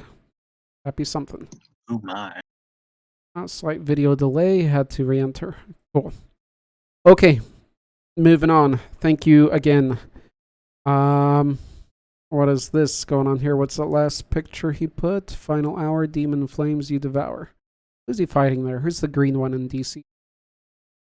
I think that's Martian Manhunter. Oh, that's the one he mentioned. Okay. Martian Manhunter, who's quite powerful but has a affinity or a weakness to fire. Yeah, I think it's a weakness / phobia. Now we shall share on behalf of our man Raincrawler. Give me a moment here. Pretty cool stuff he's posting. Don't know what it is yet. Looks like maybe something. Bear with me. Mm-hmm. I'm just. Ooh. And there's more. Crap. Well, this Nice is one of them. Gothic design. Nice one. Nice one, Rain. You guys never let me down. Okay, so let's get through this one first. Rain says, the immortal enemy from Valiant Comics is an entity with the main purpose of to kill every geomancer, Earth's avatars. He has always defeated the heroes and killed all the geomancers' abilities His abilities are immortality, fear projection, manipulation, and superhuman strength. His past is a mystery.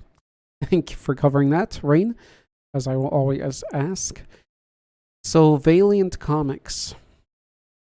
Okay. Awesome artwork. Awesome monster. Very obscure. Very cool looking. Very Wendigo-ish, I'd say. 4 arms. Oh boy. Faces on his shoulders. What a wonderful design. And what is this? Him in human form. Ooh. This is beautiful. Again, a very gothic design. Mm-hmm. Gothic and just very rugged. Looks like he's made of roots or something too. Yeah, looks like he's kind of a. Just looks like a force of nature, It looks like. Yeah, like a haunted strip of wood. Nice. The last one. I don't know if it's not controversial, but I was gonna say coronavirus in a monster body. That's what I'm feeling from him a little bit. The last one looks like hella cool. Yeah, that's pretty awesome. Valiant Comics. I don't know anything. What other big characters do we know from Valiant Comics? Does anybody know what Valiant Comics holds? I'm looking at some stuff now. Apparently, there's a lot of stuff in Valiant Comics. There's Bloodshot. Is it DC related? It's its own thing, right? It's not DC, it's not Marvel, it's its own thing. Well, here's a Bloodshot. Okay. And Bloodshot, I don't even know. here's a picture, guys, of Valiant comic characters, so you can get an idea of this universe. But that is a cool character, and I'm loving the artwork behind it. It's very detailed. Very detailed. Even the bottom one, where he's in humanoid form, more detailed than a lot of comics you'll see. Awesome artist. Let's see what he says. Talking about Hulk, the new She-Hulk looks like a trans on steroids. Damn. Man of War. So Man of War is one from this world too. Bloodshot, Archer. Yeah, I don't know much about these comics. Do you, Pro? Are you aware of Valiant Comics much, Pro? Or anybody else here? I'm loving the artwork. I'm gonna probably say that for Concept Monster today. I think I'll give it to this guy. And that means the artist and the creator did an amazing job. Let me grab the other thing that Louis said. The art style. Go ahead. Yeah, go ahead. Go ahead. I was going to say, the art style is nice and solid. Yeah. You mean, like, you get what I mean? It has a nice solid look to it. It is. It's very solid. It's very crisp, clear. It's great. I'm loving it. Definitely a premium level for comic. Ooh, I like this next one. Lord Pumpkin. Yeah. This is gonna be good. Grabbing some images. We did a Monster Gold Mine. Good ones here. Thank you. And that's the cool thing, because Raincrawler has that gritty kind of art style too. He's been in our art contest too. He posts here in the Discord, and it's always kind of gritty. And actually, your last monster, Raincrawler, was that yours?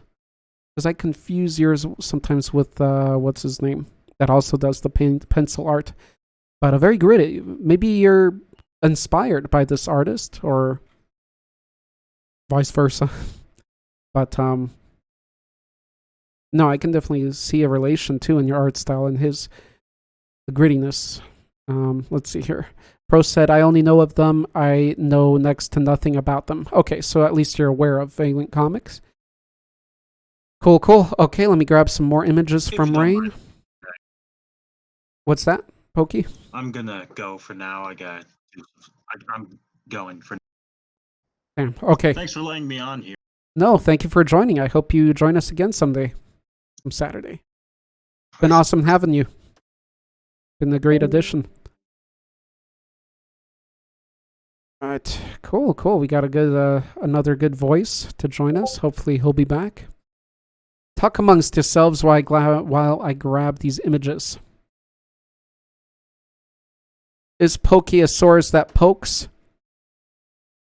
Or is he... We'll just end it at that. Talk amongst yourselves. Oh, damn, we got another share. Raincrawler, you are going nuts today. Okay, so let's go with the next one. We got Lord Pumpkin. Yakuza. How we doing here? How we doing? Okay. It's good. Okay. Lord Pumpkin from Malibu Comics. A mob boss with mystical powers, he was created by a wizard to be a toy for his king's son in another dimension. Damn.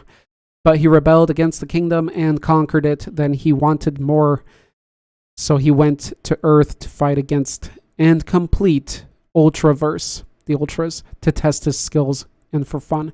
Love it. That is some cool lore right there. He was created as this jester, this toy for his son in another universe, yet he took over, rebelled against the kingdom, and he conquered the kingdom. Think about Gladiator. Amazing movie. Pro, have you seen Gladiator? I think you have, but awesome movie. And the storyline of a commander turning into a slave, turning into a gladiator, and overcoming a Caesar, in a sense. Beautiful story. Akin to Conan a little bit. as a whole better. Anyway, not trying to shout out Conan there. I just thought that makes sense because Conan was a slave as well, and then he conquered and he became something much bigger. Those are beautiful stories, and I could see how they could have inspired. And I don't know how old the Gladiator. Those stories are probably old. They're probably older than Conan or whatever. That probably goes far into Greece. But that story is very reminiscent here with this toy. As a toy, what are you? You are a jester, you are a slave, you are a servant, and him overcoming the whole kingdom. And it's just a very monstrous and playful twist of this kind of gladiator slash Conan kind of ideology. So love it. I love his look that he has this scarecrowish. I love scarecrow concepts. I don't know if you guys are after that as well. I'm the only voice here. JMPF, if you want to say anything, please speak. What else? Yeah, just a cool concept. And he's powerful. I'd want to see how his power actually comes about. It seems there would be a lot of magic involved. Let's go. Pro that face. Let's see what you guys say. Man of War is awesome. I like the artist. Bart Sears does a good job on his anatomy. Cool. They're talking about Valiant Comics. Ninjak. Yes, horror show and also the Eternal Warrior. I know more characters, but I forget the native Indian guy name. Like a Jack Skellington backstory. Jack Skellington, where's that from, Louis? Am I missing someone that everybody knows? Yeah, anybody heard of Jack Skellington and how that story relates to these? Okay, awesome share again from our buddy Raincrawler, and one more from Raincrawler. Raincrawler is enjoying this topic of comic monsters. There's so many good comic monsters, seriously. I didn't think we'd have any short in monsters today. Okay, talk amongst yourselves. Oops, as I grab his shared images.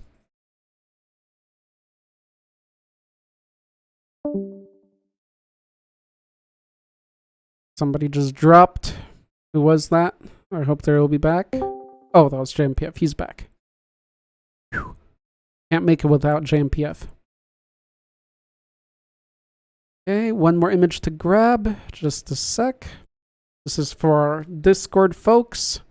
Don't want to keep them in the dark. We don't want to keep anyone in the dark unless we all share the dark together.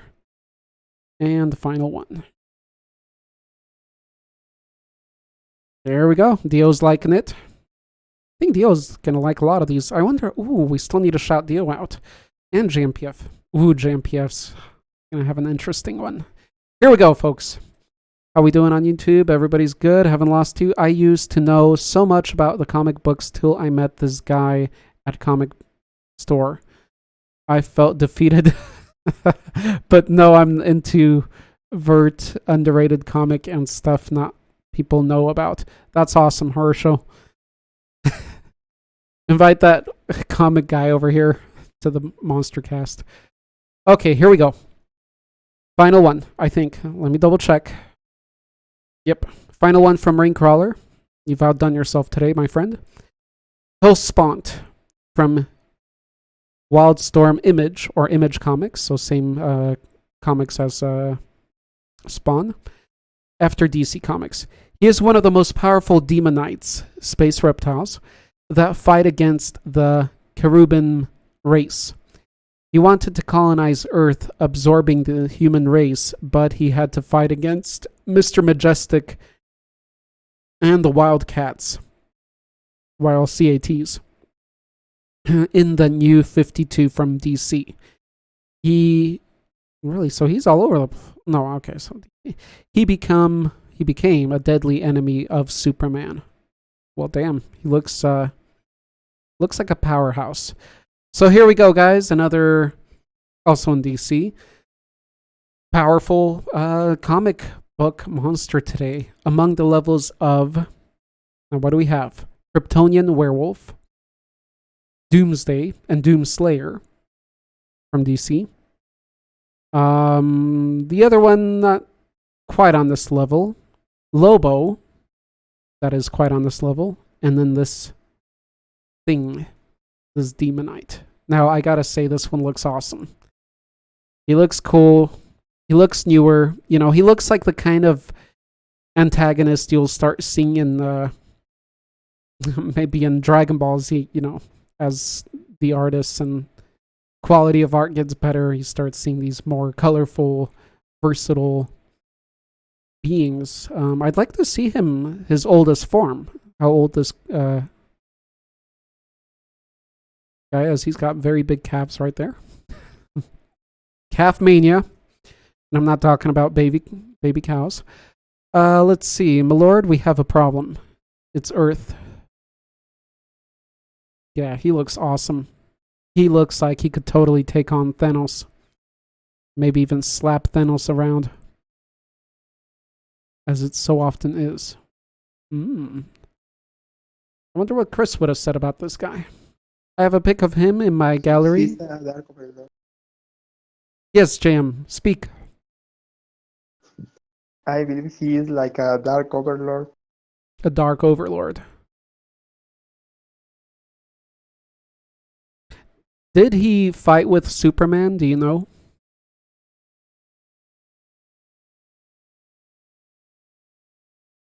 He is an enemy of his, so I'm assuming so.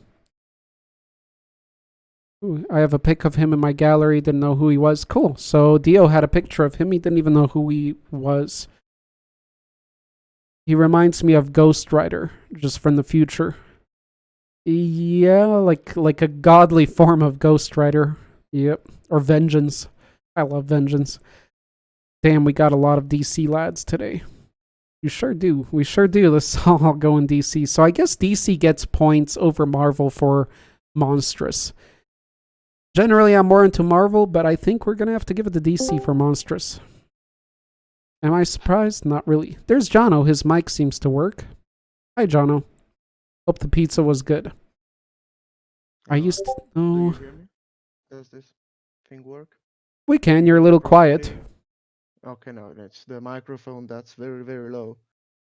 I changed headset, but yeah. Okay, well, Unfortunately, I think the other one's gone. we can still hear you pretty good. Glad to have you. Okay. Yay. I honestly prefer... Attach this shit again.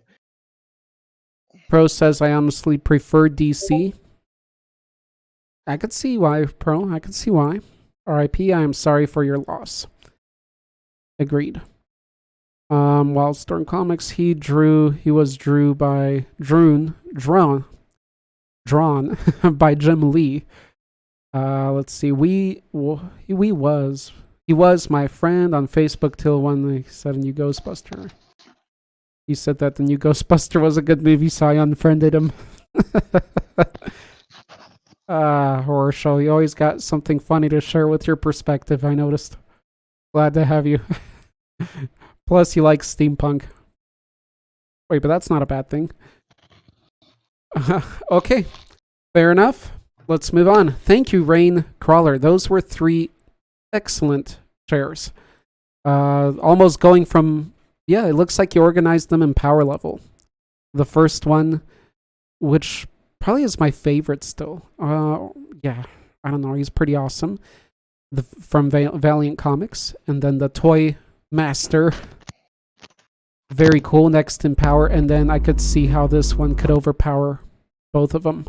So very, very cool. I might buy a new one. I'd like to ask you guys, while I look for the next share, who do you think has been the most powerful so far? Lobo? Kryptonian Werewolf? Doomsday Doomslayer? What is this one called? Hellspawn, the one we just shared. We'll put Lord Pumpkin in there too. Well, he's not necessarily a universe destroyer, but rather a kingdom, maybe. He does seem pretty powerful. I don't know. What do you guys think? Who, in your opinion, has been the The most last one. powerful? I believe. I'm sorry. I think the last one looks the more powerful. But I will have to read the comics to actually know. Which one did you say you think is the more powerful? The last one. The last one. He looks like he could be. He definitely has the look. Right, and I agree. We'd have to read more about him to learn. Deadly enemy of Superman. But all those guys, right, that we mentioned are deadly enemies of Superman. What do you think, Pro? Are you going to stick with Lobo? Let's see. Dio says Lobo. Honestly, still really weird. Your mic is fine. 20 minutes. Yeah, and his mic is making some weird noises there too. John whispered too hard. It's the lumbago. Here we go again. Yeah, what do you guys think over on YouTube? Pro's thinking. Lobo is pretty strong, but I'm not really sure. Yeah, I think Lobo is kind of like Deadpool, you know? The writing's there for a specific purpose for a fan base, but I think if we're looking for sheer power and it being explained in a decent way and all this, then I think some of these could outpower him. And I'm talking, you know, they're really close. Let's see, that demon doesn't quite pull it. Who else did we have? Kryptonian werewolf. That seems powerful but out of control. So, yeah, I mean, at a quick glimpse, not knowing much more than we've talked about here, I'd give it to probably Hellspawn as the most powerful thus far. Or Doomslayer. Doomsday Doomslayer. Yeah, that seems like would hold quite a bit of power too. I'd rather not say I don't have sufficient information. Agreed, Pro. Well, it's good to see you're not trying to be biased with Lobo then. So yeah, I'd say be a good matchup nonetheless. Comic Lobo is super strong. He basically punched people in the face and their head explodes. Yeah, we'd expect nothing less at this point. But Hellspawn have a army. True, he's a lord. He's a warlord. What's the word I'm looking for? Dark Lord. He's a master. He's got a whole army empire. There's a reason behind that too, because remember, a leader will always be challenged too, or often, so more power to that. But Hellspawn have an army. Lobo works alone. Sun in a battle, Hellspawn, but physical. So the Raincrawler says Lobo, Sun in a battle, Hellspawn, but physical Lobo. So he thinks physically Lobo would still outpower him. Let's go just for fun. I haven't watched One Punch Man. I know it's extreme. I want to watch it. One Punch Man or Lobo? Let's hear it, guys. One Punch Man or Lobo? Dio? I want to hear your thoughts, especially.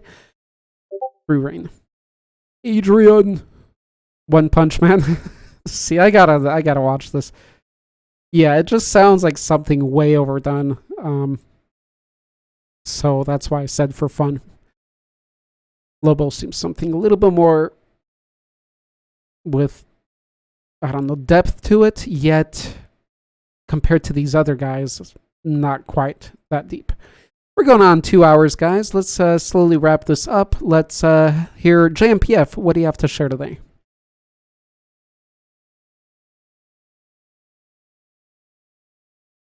JMPF. All right. Never lets us down. Fritz von Meyer was one of Hitler's leading scientists who escaped to South America and after the war grew fascinated with the idea of hive intelligence. He tried to enslave a queen bee or something nutty and was devoured by her swarm. His consciousness somehow dominated the bees and he became Swarm. Sweet! I've seen this guy in Marvel. I've seen the card. Awesome to hear how he was created. Thank you, JMPF. And I believe this is Marvel, right? So here we go, guys. One for Marvel. Lobo Yes, it's would. Marvel. Nice. Louis said Lobo would win against One Punch Man. Ooh. I mean, Lobo would pick a fight. Pick a good fight, probably. So Dio does think that Lobo would be a good fight. I want to watch One Punch Man because I want to see what kind of villains there are in that anime. So one for Lobo, one for One Punch. He went hand to hand against Superman and thought it was fun. Nice. Yes, Swarm is from Marvel. Sweet. Well, I'm loving Swarm. I love these kind of monstrous creations that are just amalgamations or just again a swarm formed into a form. That is awesome. I love that image right there. He's just in the park, just a swarm of bees. In a way, it looks like so not intimidating compared to the other stuff we've looked at and that we can see in comics, especially with that picture, just this guy made out of bees. But still, that's an awesome idea. And it's not overpowered, which makes it fun too. Let's face it. I'd love to see like adventures of Swarm Man, like what goes on with these comics. He can do a lot of stuff. I mean, I'm he's made very of sure bees. he, What's I'm that? very sure he eats a lot of honey.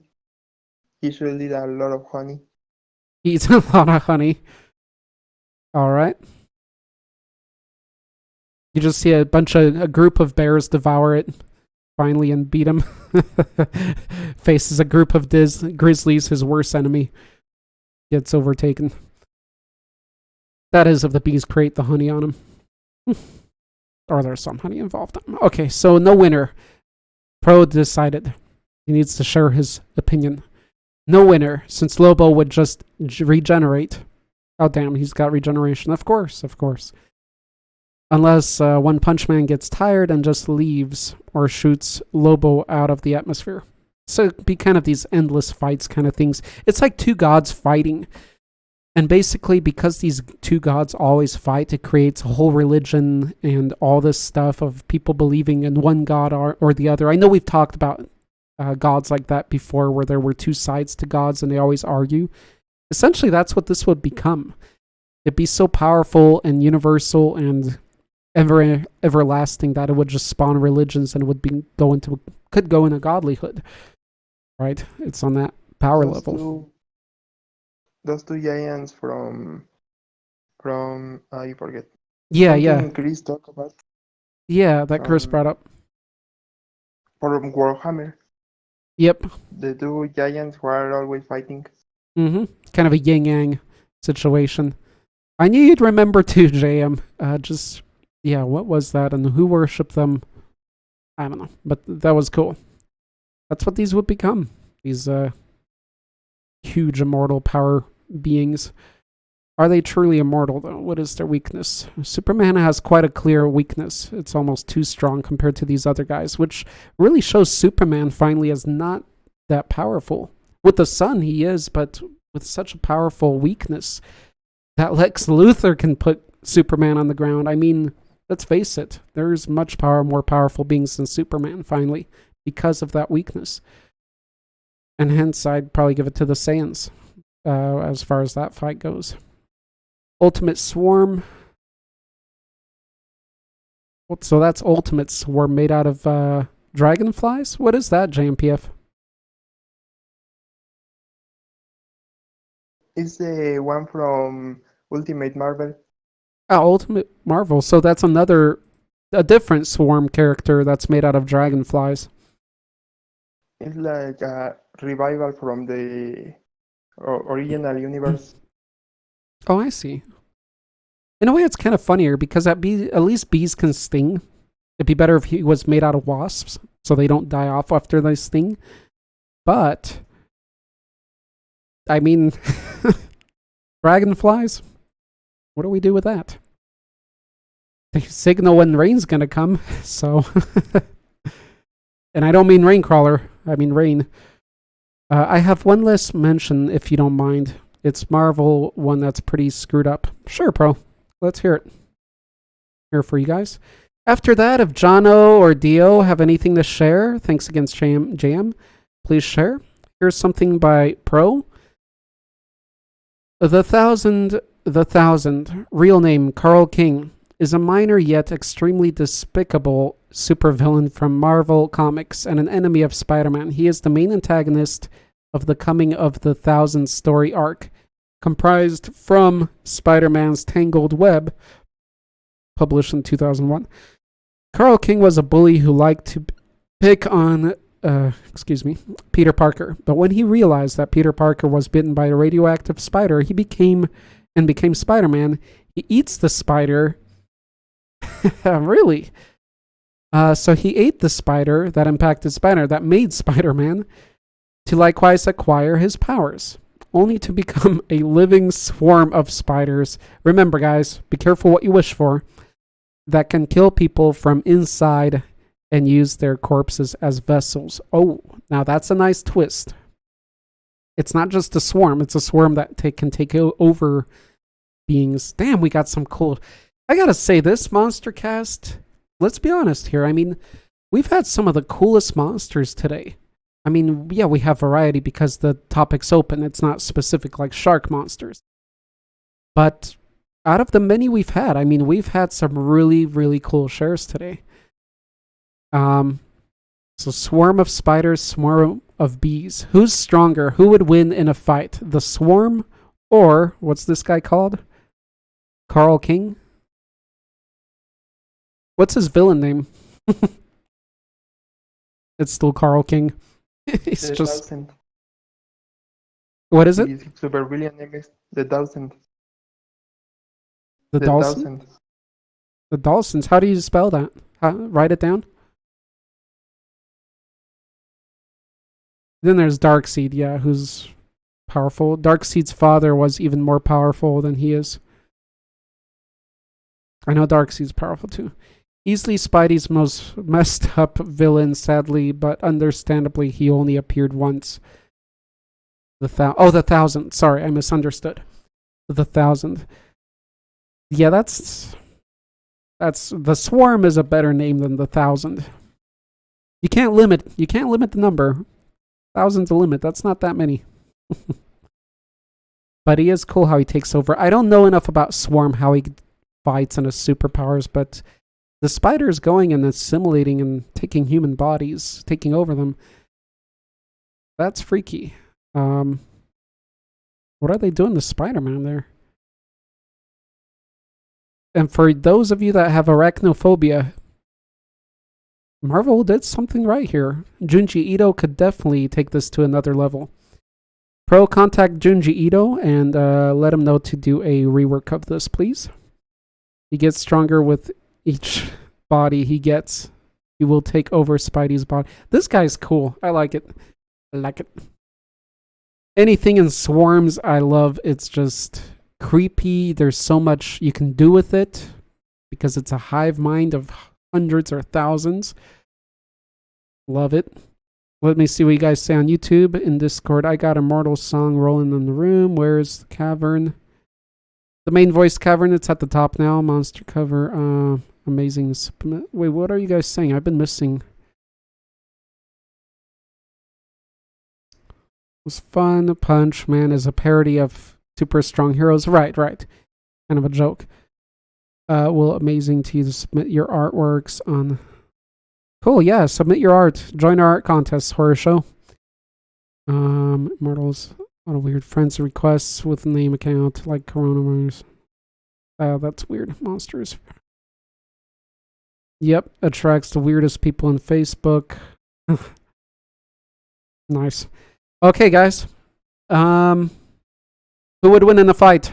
The Swarm or the Thousand? It depends on the venom. Ooh, depends on their venoms. I would say that the Swarm is going to be more in number. It looks like more in number.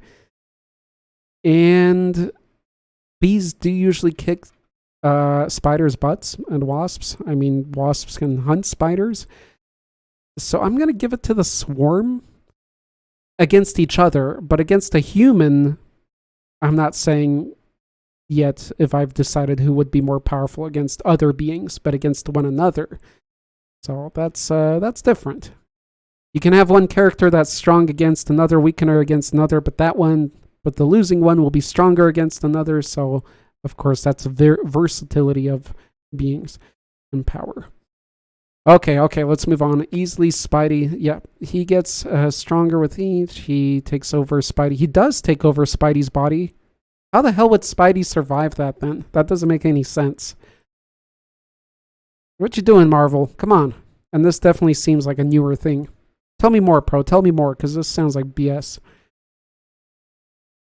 I mean, yeah, Spider-Man can regenerate and all this stuff, but if you're taken over by spiders, like in this picture above with the human skin and spiders coming out, no, he shouldn't survive that. Jono, do you have anything to share for today?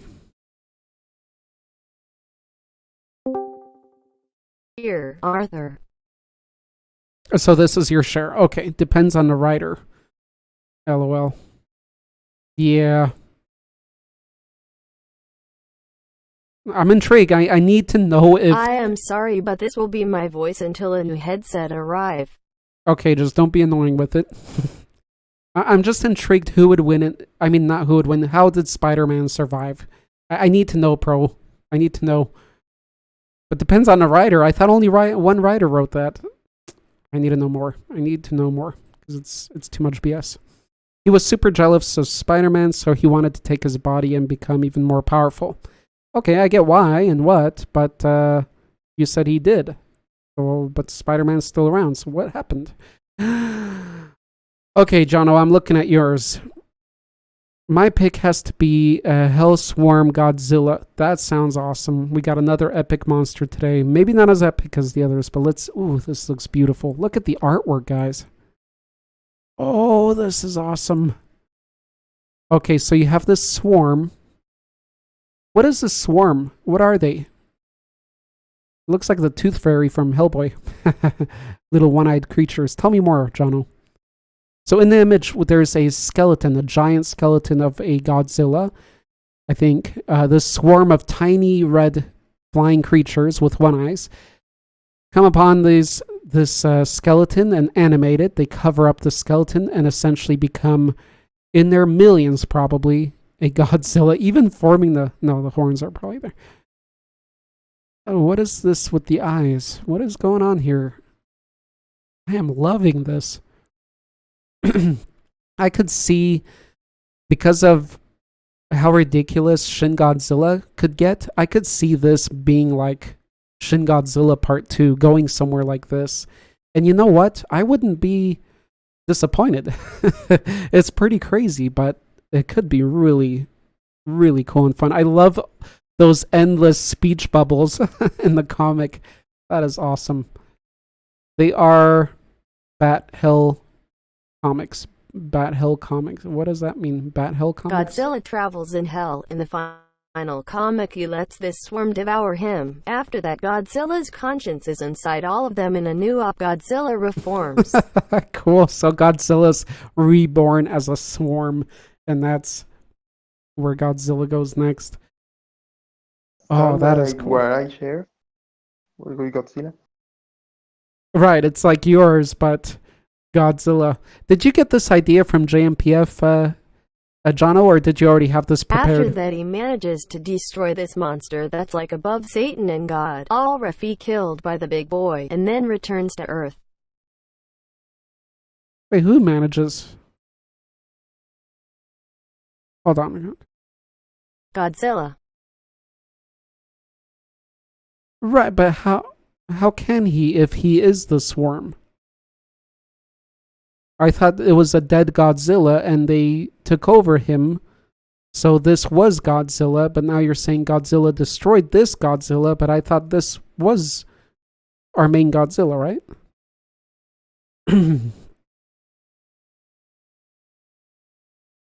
I think you inspired him. JMPF. He's not gonna say it. He's too proud. But I think you inspired Jono to share this today. And Godzilla basic. Okay. I already chose this last week. Oh, you did. Ooh, so you guys great minds think alike. JMPF and Jono both chose swarming creatures. You know I am not a comic reader, so I only had one thing possible. True. Okay, let me read what Pro's saying, because I think he might have answered me. Godzilla basically gives up. The bats eat Godzilla. Godzilla then controls the bats. Okay, I'm on... Because Godzilla. I'm on the same page here, Pro. Real question, how did Godzilla return to Earth if the beam struggle between Godzilla and Space Godzilla destroyed the planet? Right. But again, what were you saying there? It's colliding with your lore, Jono. The conscious... You got the new Godzilla. After that, he manages to destroy this monster. Who destroyed... Godzilla destroys this... Yeah, you lost me there. I think Pro's gonna work this out for me. Yeah, thank you, Pro. I think you're on it. I appreciate it. You're reading comments out of context. Okay, so let me really read. After that, he manages to destroy this monster. He is the monster, so does he destroy does he completely take over the beings? That's like above Satan. Oh, okay. He destroys this monster. He destroys this other monster. Gotcha, Pro. I was rushing through and I missed that. Pro caught me on that last time, so now he's more confident about catching me. Thank you, Pro. Just next time, Pro, just tell me to reread and I'll get the point. That's like, okay, so he destroyed a big monster and then returned to Earth, which shouldn't have been there in the first place anymore. You can read it here, full comic. See, Jono, but you don't explain to me that what I'm saying is wrong. You just keep repeating things. Pro actually lets me know that, hey, Arthur, you read that wrong. And then you're going to start saying lumbago, and I get no help. I love the... Okay, let's go to here. Godzilla... Was that form 10 minutes went to hell? Yeah, Godzilla went to hell apparently. Raincrawler. He went everywhere. He's on par. Basically, Godzilla's on par with these other big epic monsters we talked about. You know, let's face it. Just because Godzilla wanders in hell in Tuesday first comet. He starts seeing visions of classic kaijus, then kills Satan and God. In the end, he just collapses on the ground and is eaten.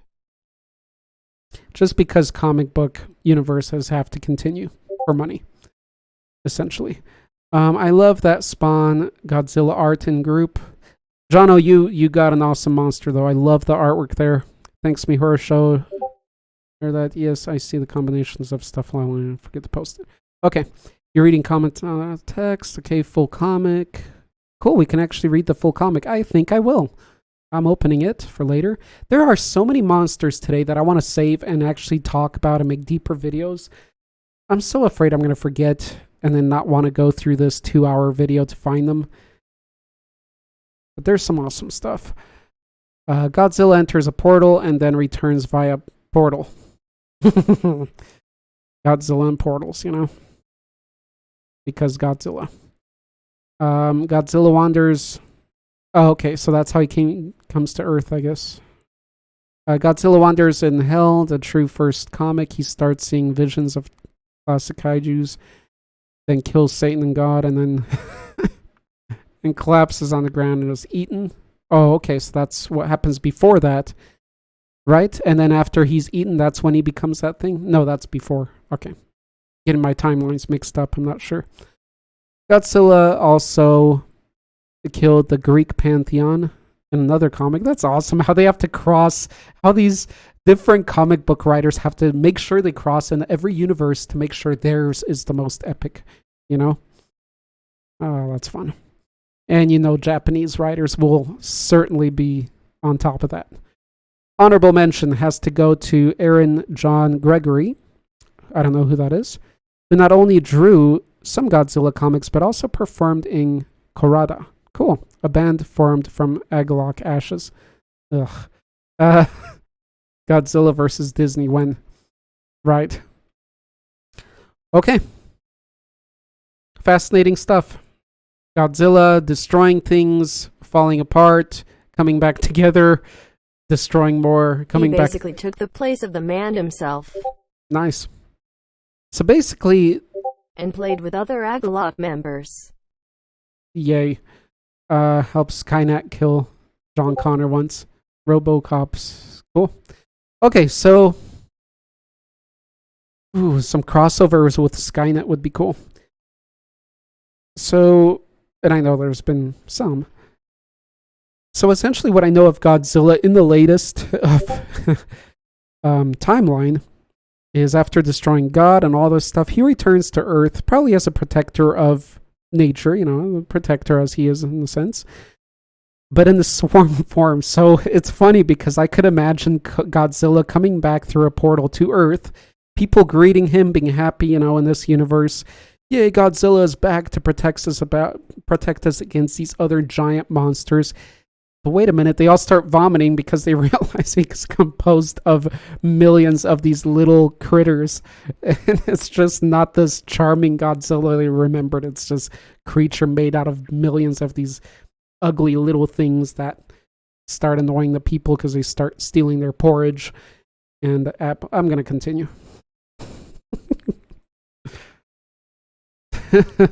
It's just not the heroic Godzilla coming back. It's this nasty thing formed out of millions of little weird-looking, annoying creatures. Actually, he returns... Ah, you spoiled it, Pro. Actually, he returns to his normal form when he returns to Earth. That doesn't make sense. Come on. Let's keep with the swarm. Let's see how humans react to it.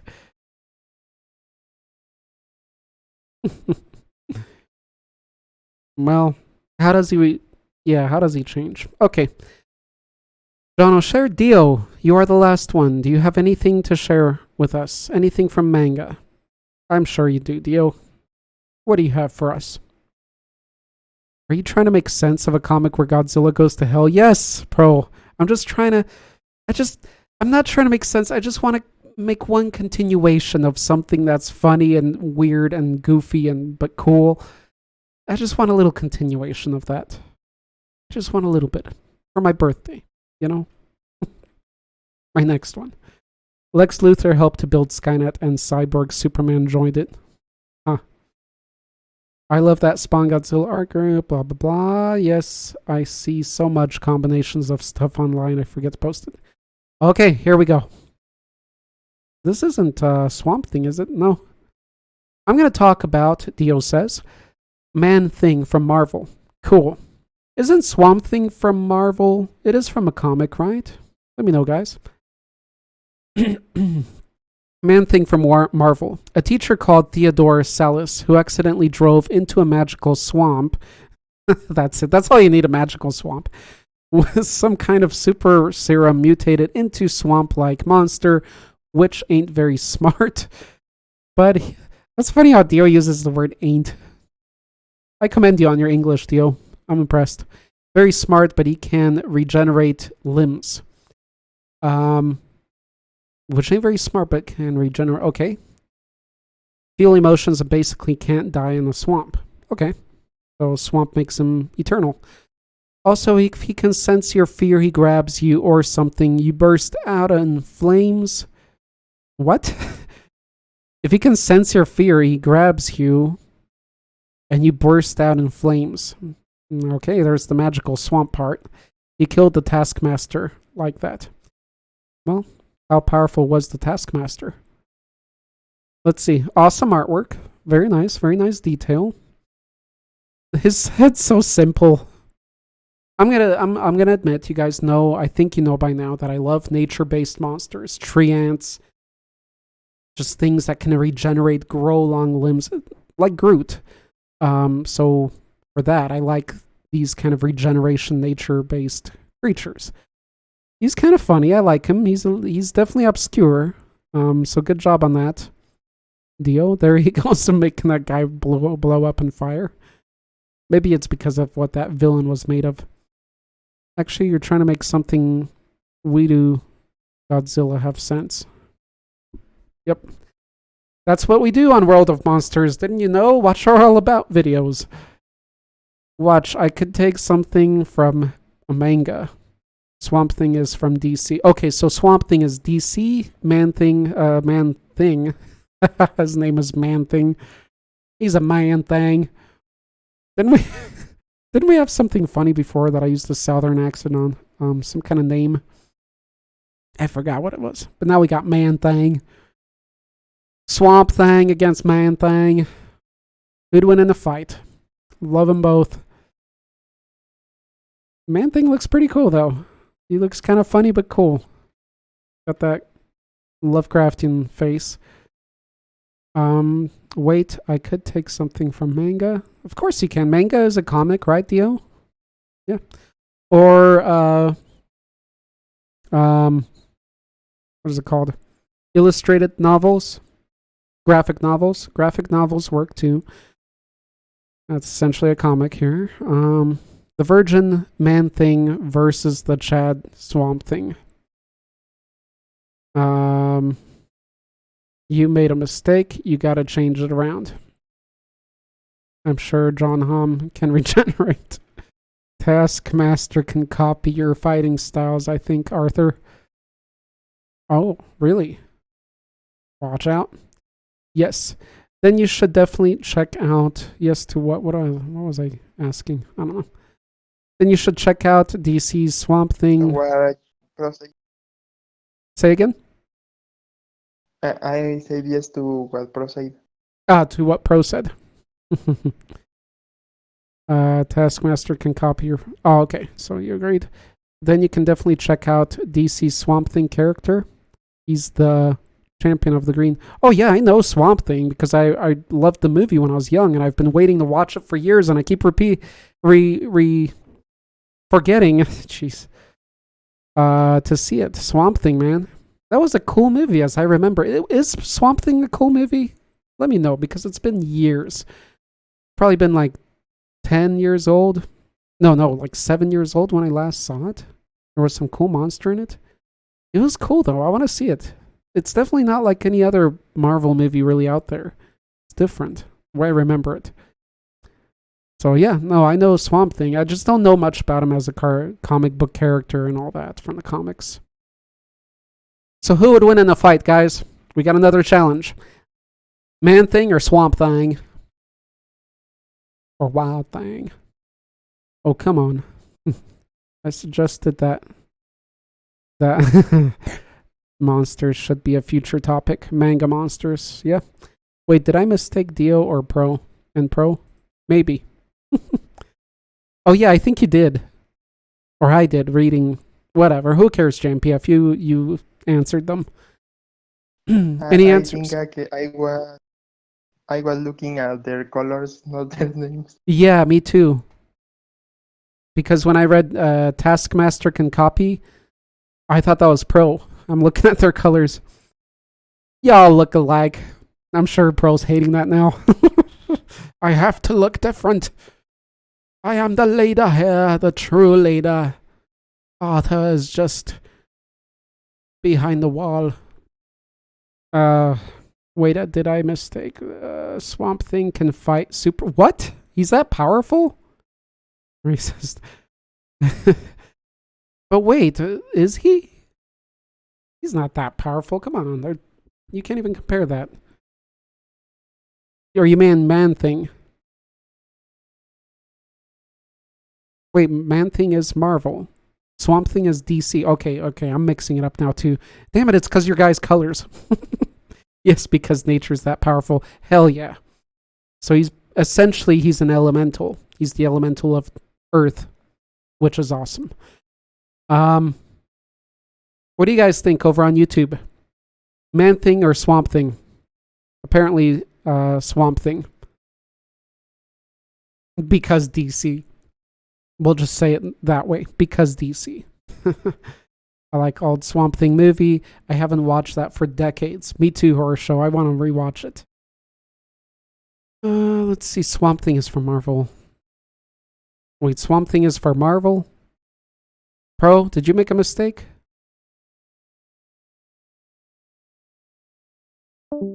DC Swamp Thing character. But this one was from Marvel, so no, it's from DC. Swamp Thing is DC. Okay. But you made the mistake, Raycrawler. Sorry. I like the old Swamp Thing movie. Okay, Swamp Thing and Man Thing were created by two artists that were roommates. Wow, really? That's awesome. Hence the similarity. One for DC, one for Marvel. Damn, how can you be roommates and work on stuff like that and actually have the job? Wait a minute.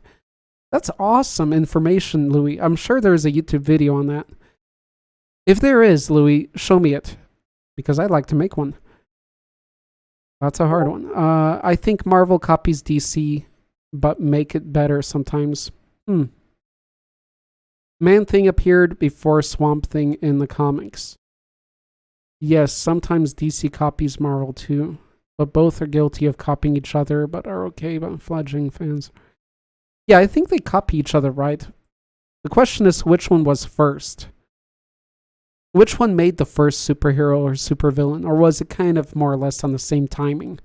It's just publications came out different, so you can't really compare. I'm sure it was similar timing. I hate the fact that DC managed to turn Superman into Kung Fu hippie. Into a Kung Fu hippie. Huh. That's a hard one. Okay. So I'll just take it as Swamp Thing as a winner. Ooh, that is awesome. Swamp Thing is DC. Look at that image. I love it. He's got them. He's got flowers. I thought they're mushrooms on his shoulder, but they're flowers. Anyway, flower power. And they're always on his right side. And you know what they used to say? An earring in your right ear means you're gay. In the homosexual sense. And they all have the flowers on their right sides. Deep thoughts with Jack Handy.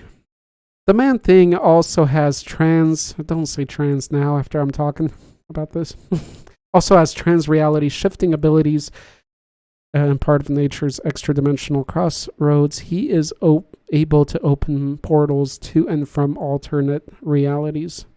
Well, that sounds pretty powerful too. Man Thing and Swamp Thing are evenly matched, but Swamp Thing might win because he has risen to God mode. Gotcha. And DC. I have flowers in my name. Do you? Maybe you do. Do you have flores? If you have flores in your name. Yes, my second. Oh yeah? Is it Flores? Yes. Ah, I guess correct. Cool, I guess correct. Well, I have a friend whose last name is Flores, and he was telling me that, means flower. Man Thing has a cool JMPF. Well, you rock. You are a force of nature. More handsome face. I love this debate. Man Thing has a more handsome face. Definitely not. Man Thing has like barely any character in his face. That's awesome. Yeah.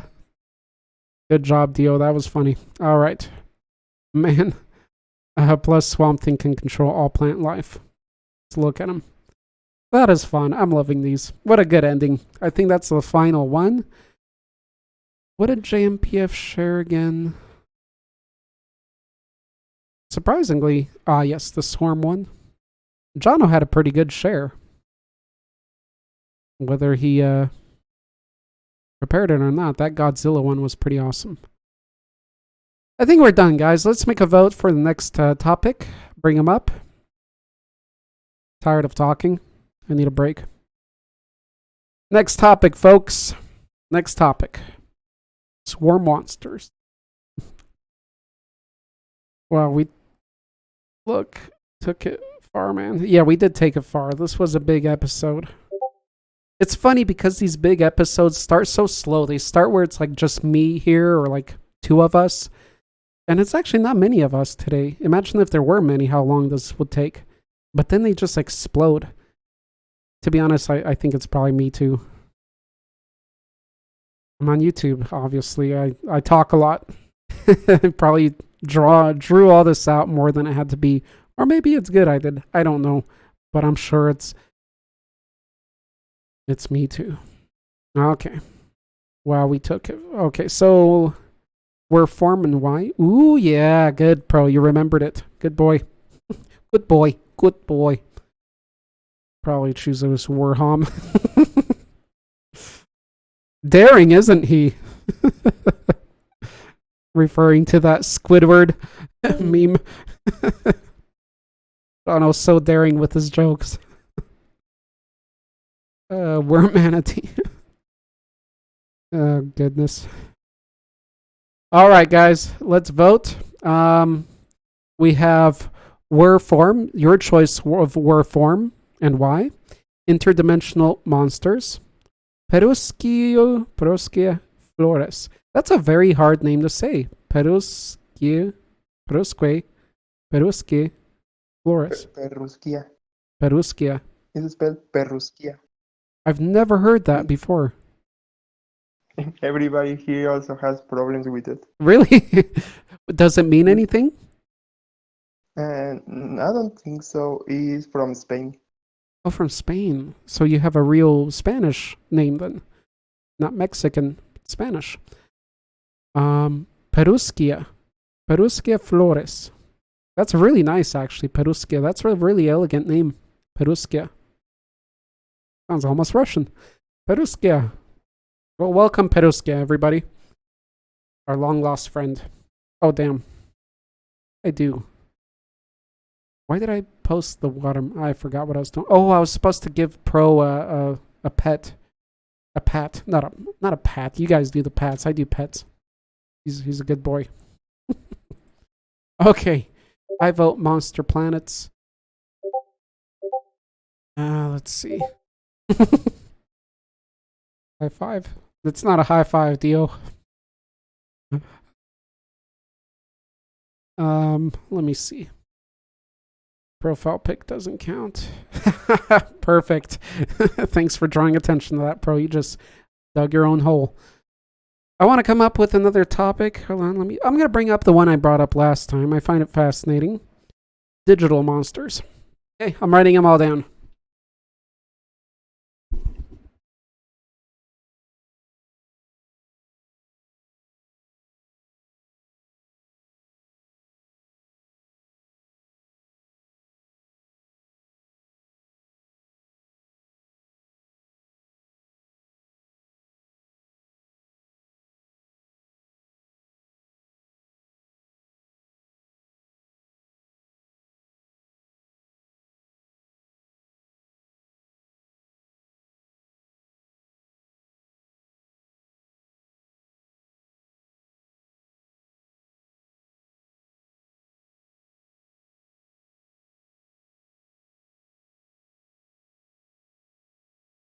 I forgot one from here. The first one that was mentioned, interdimensional monsters, were monsters. What was the other one? Were form? Interdimensional. There was something, the first one, right? I don't know. I feel I missed, forgot the first one mentioned today.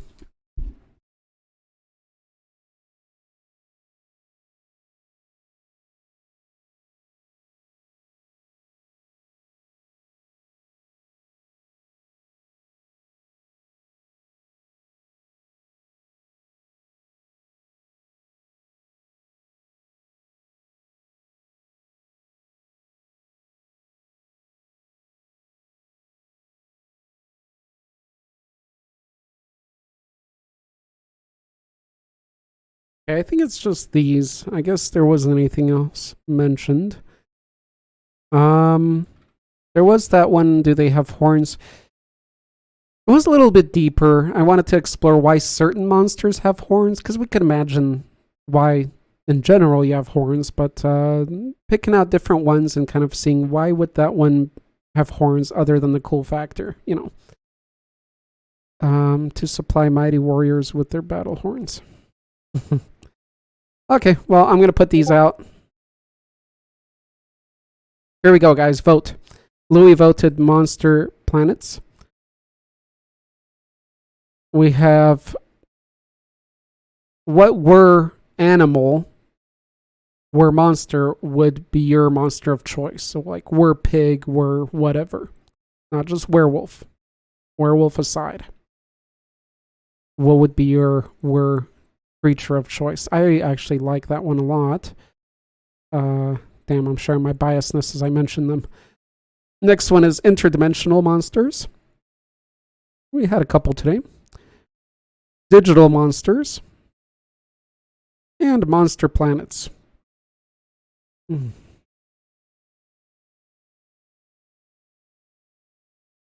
guys, make your votes. We got 2 for were monsters.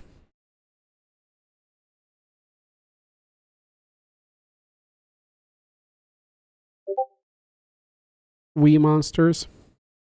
I'm going to say were monsters. I think that's the winner. Anybody else?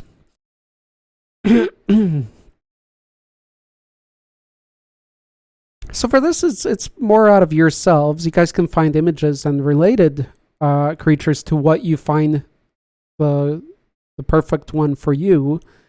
But remember, this one's from you. But but also that means you can find the concept art of it. So if you say we're crocodile or whatever, you can find images of that monster to share. That would be great to plead your case why you think that's the best one. Let's make it almost a debate. Let's make it why I think this one's cooler or better. Okay? Let's make it a type of debate. It'll make it more competitive. It'll make it more streamlined, focused. Your reasoning as to why it is also important. Think of something a little more like, more than I like it. So the use of it, what can it do? Why would it be important? Survival, how would it just work better? Adaptive. A lot of things to consider, not just a size. Thinking the largest animal.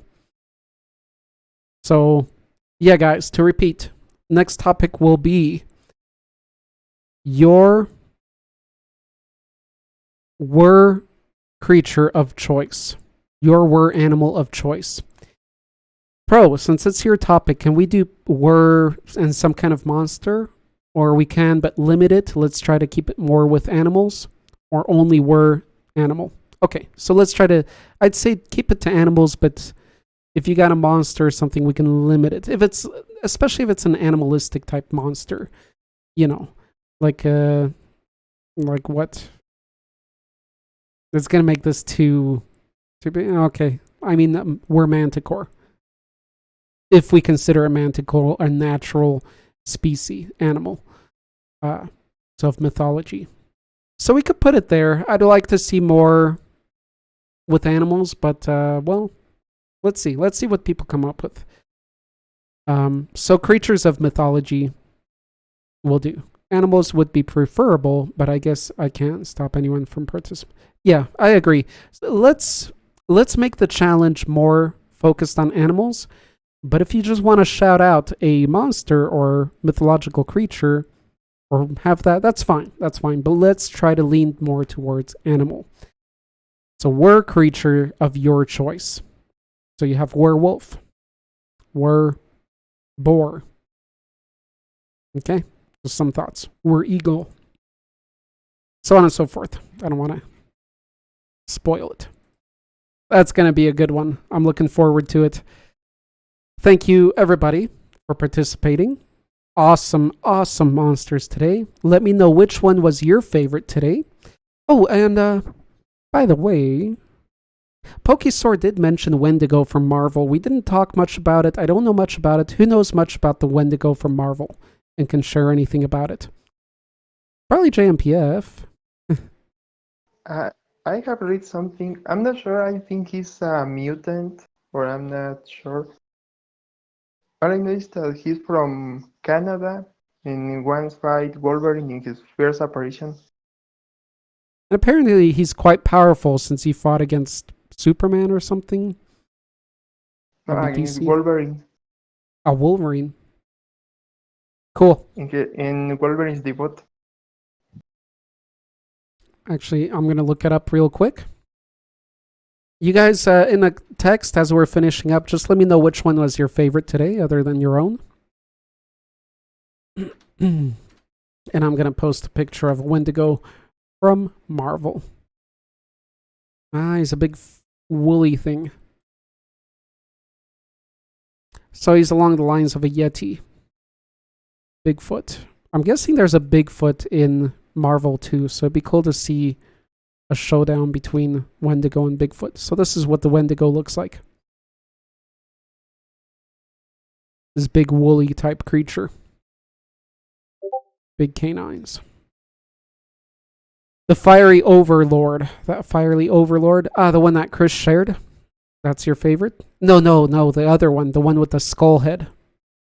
Yes, the one drink shirt. The one you said is probably the most powerful.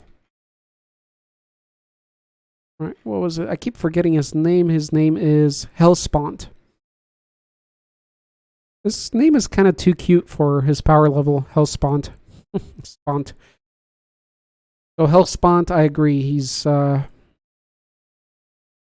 level wise, I'd probably maybe give it to him. But coolness, I like that other one that Raincrawler shared.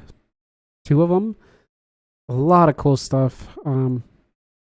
Yeah. That Fiery Warlord, either Violator or Etrigan. He does talk in rhymes. Love me some demons with strong personalities. Agreed. Polar Bear. Love it. I want a book full of these human creatures. We're human. I'm a war human. I don't know if you guys knew, but I'm a war human. That's why I started this channel. Interdimensional. Okay. I got a unique were monster for you next week. Cool, Louie. Look forward to it. My new favorite is the swarm-like monsters. I love the swarm-like monsters. I loved all 3 of them. The spider one was cool because of their ability to take over. JMPF was cool because it's bees and a lot, and they're bees. I'd have to learn more. And then the one that Jono actually posted was really cool with the Godzilla ones. I could see that in Hellboy. Hellboy comic. Where polar bears were more savage since it needs to survive. Yep. It's hungry. Okay, well, let's save that for next week. We're human. we're. we're. Thank you, everybody. In the words of Victa, I'll say, don't fear the unknown. Explore it and learn about it. In the words of Chris, I'll say, fear the unknown, blow its head off with a shotgun. In my own words, stay monstrous, my friends. Have a great day or night wherever you are. And in Jono's words, John Hum, Arthur as Lumbago, John Hum. In the other guys, not sure. You guys go ahead and say your goodbyes. Thank you guys for making another wonderful Saturday for me. For me losing my voice, but for me to actually practice and push my voice, since I don't as well anymore, and I do need a strong voice for videos. Don't stare into the hum, for the hum will stare into you. Yes, that is Jono's saying. So Jono's saying is, don't stare into the hum, for the hum will stare into you. Was that it? I thought there was more to it. All right, let's play some outro music. Love you guys. Stay safe. Stay monstrous. Stay clean. That was deep. Stay away from those pesky humans. And JMPF, do you have a saying? Bye, everyone. Read Beware some that comics. when fighting hum, you Aw. yourself do not become a hum, for when you gaze long into the hum, And then the the words. hum gazes also into you. Friedrich W. Nietzsche. Nice. And JMPF has a nice, modest goodbye, everyone. In the words of JMPF. You yourself become home with. And when you have free Saturday, but you still have to avoid getting sick.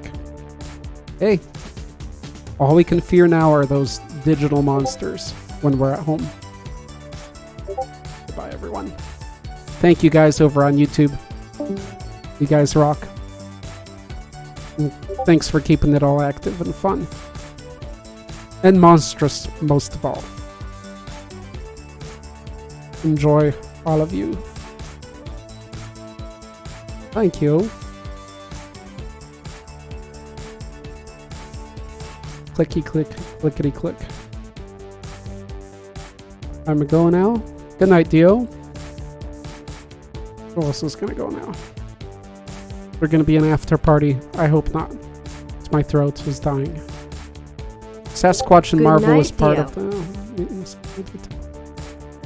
See ya, Louie. Take care of my brother. Yes, Wolverine was part of that group. Sasquatch. Yes, so Sasquatch was in Marvel. I want to see Sasquatch versus Wendigo in Marvel. Cool. All right. Cutting it down. 3, 2, 1. What about darkness?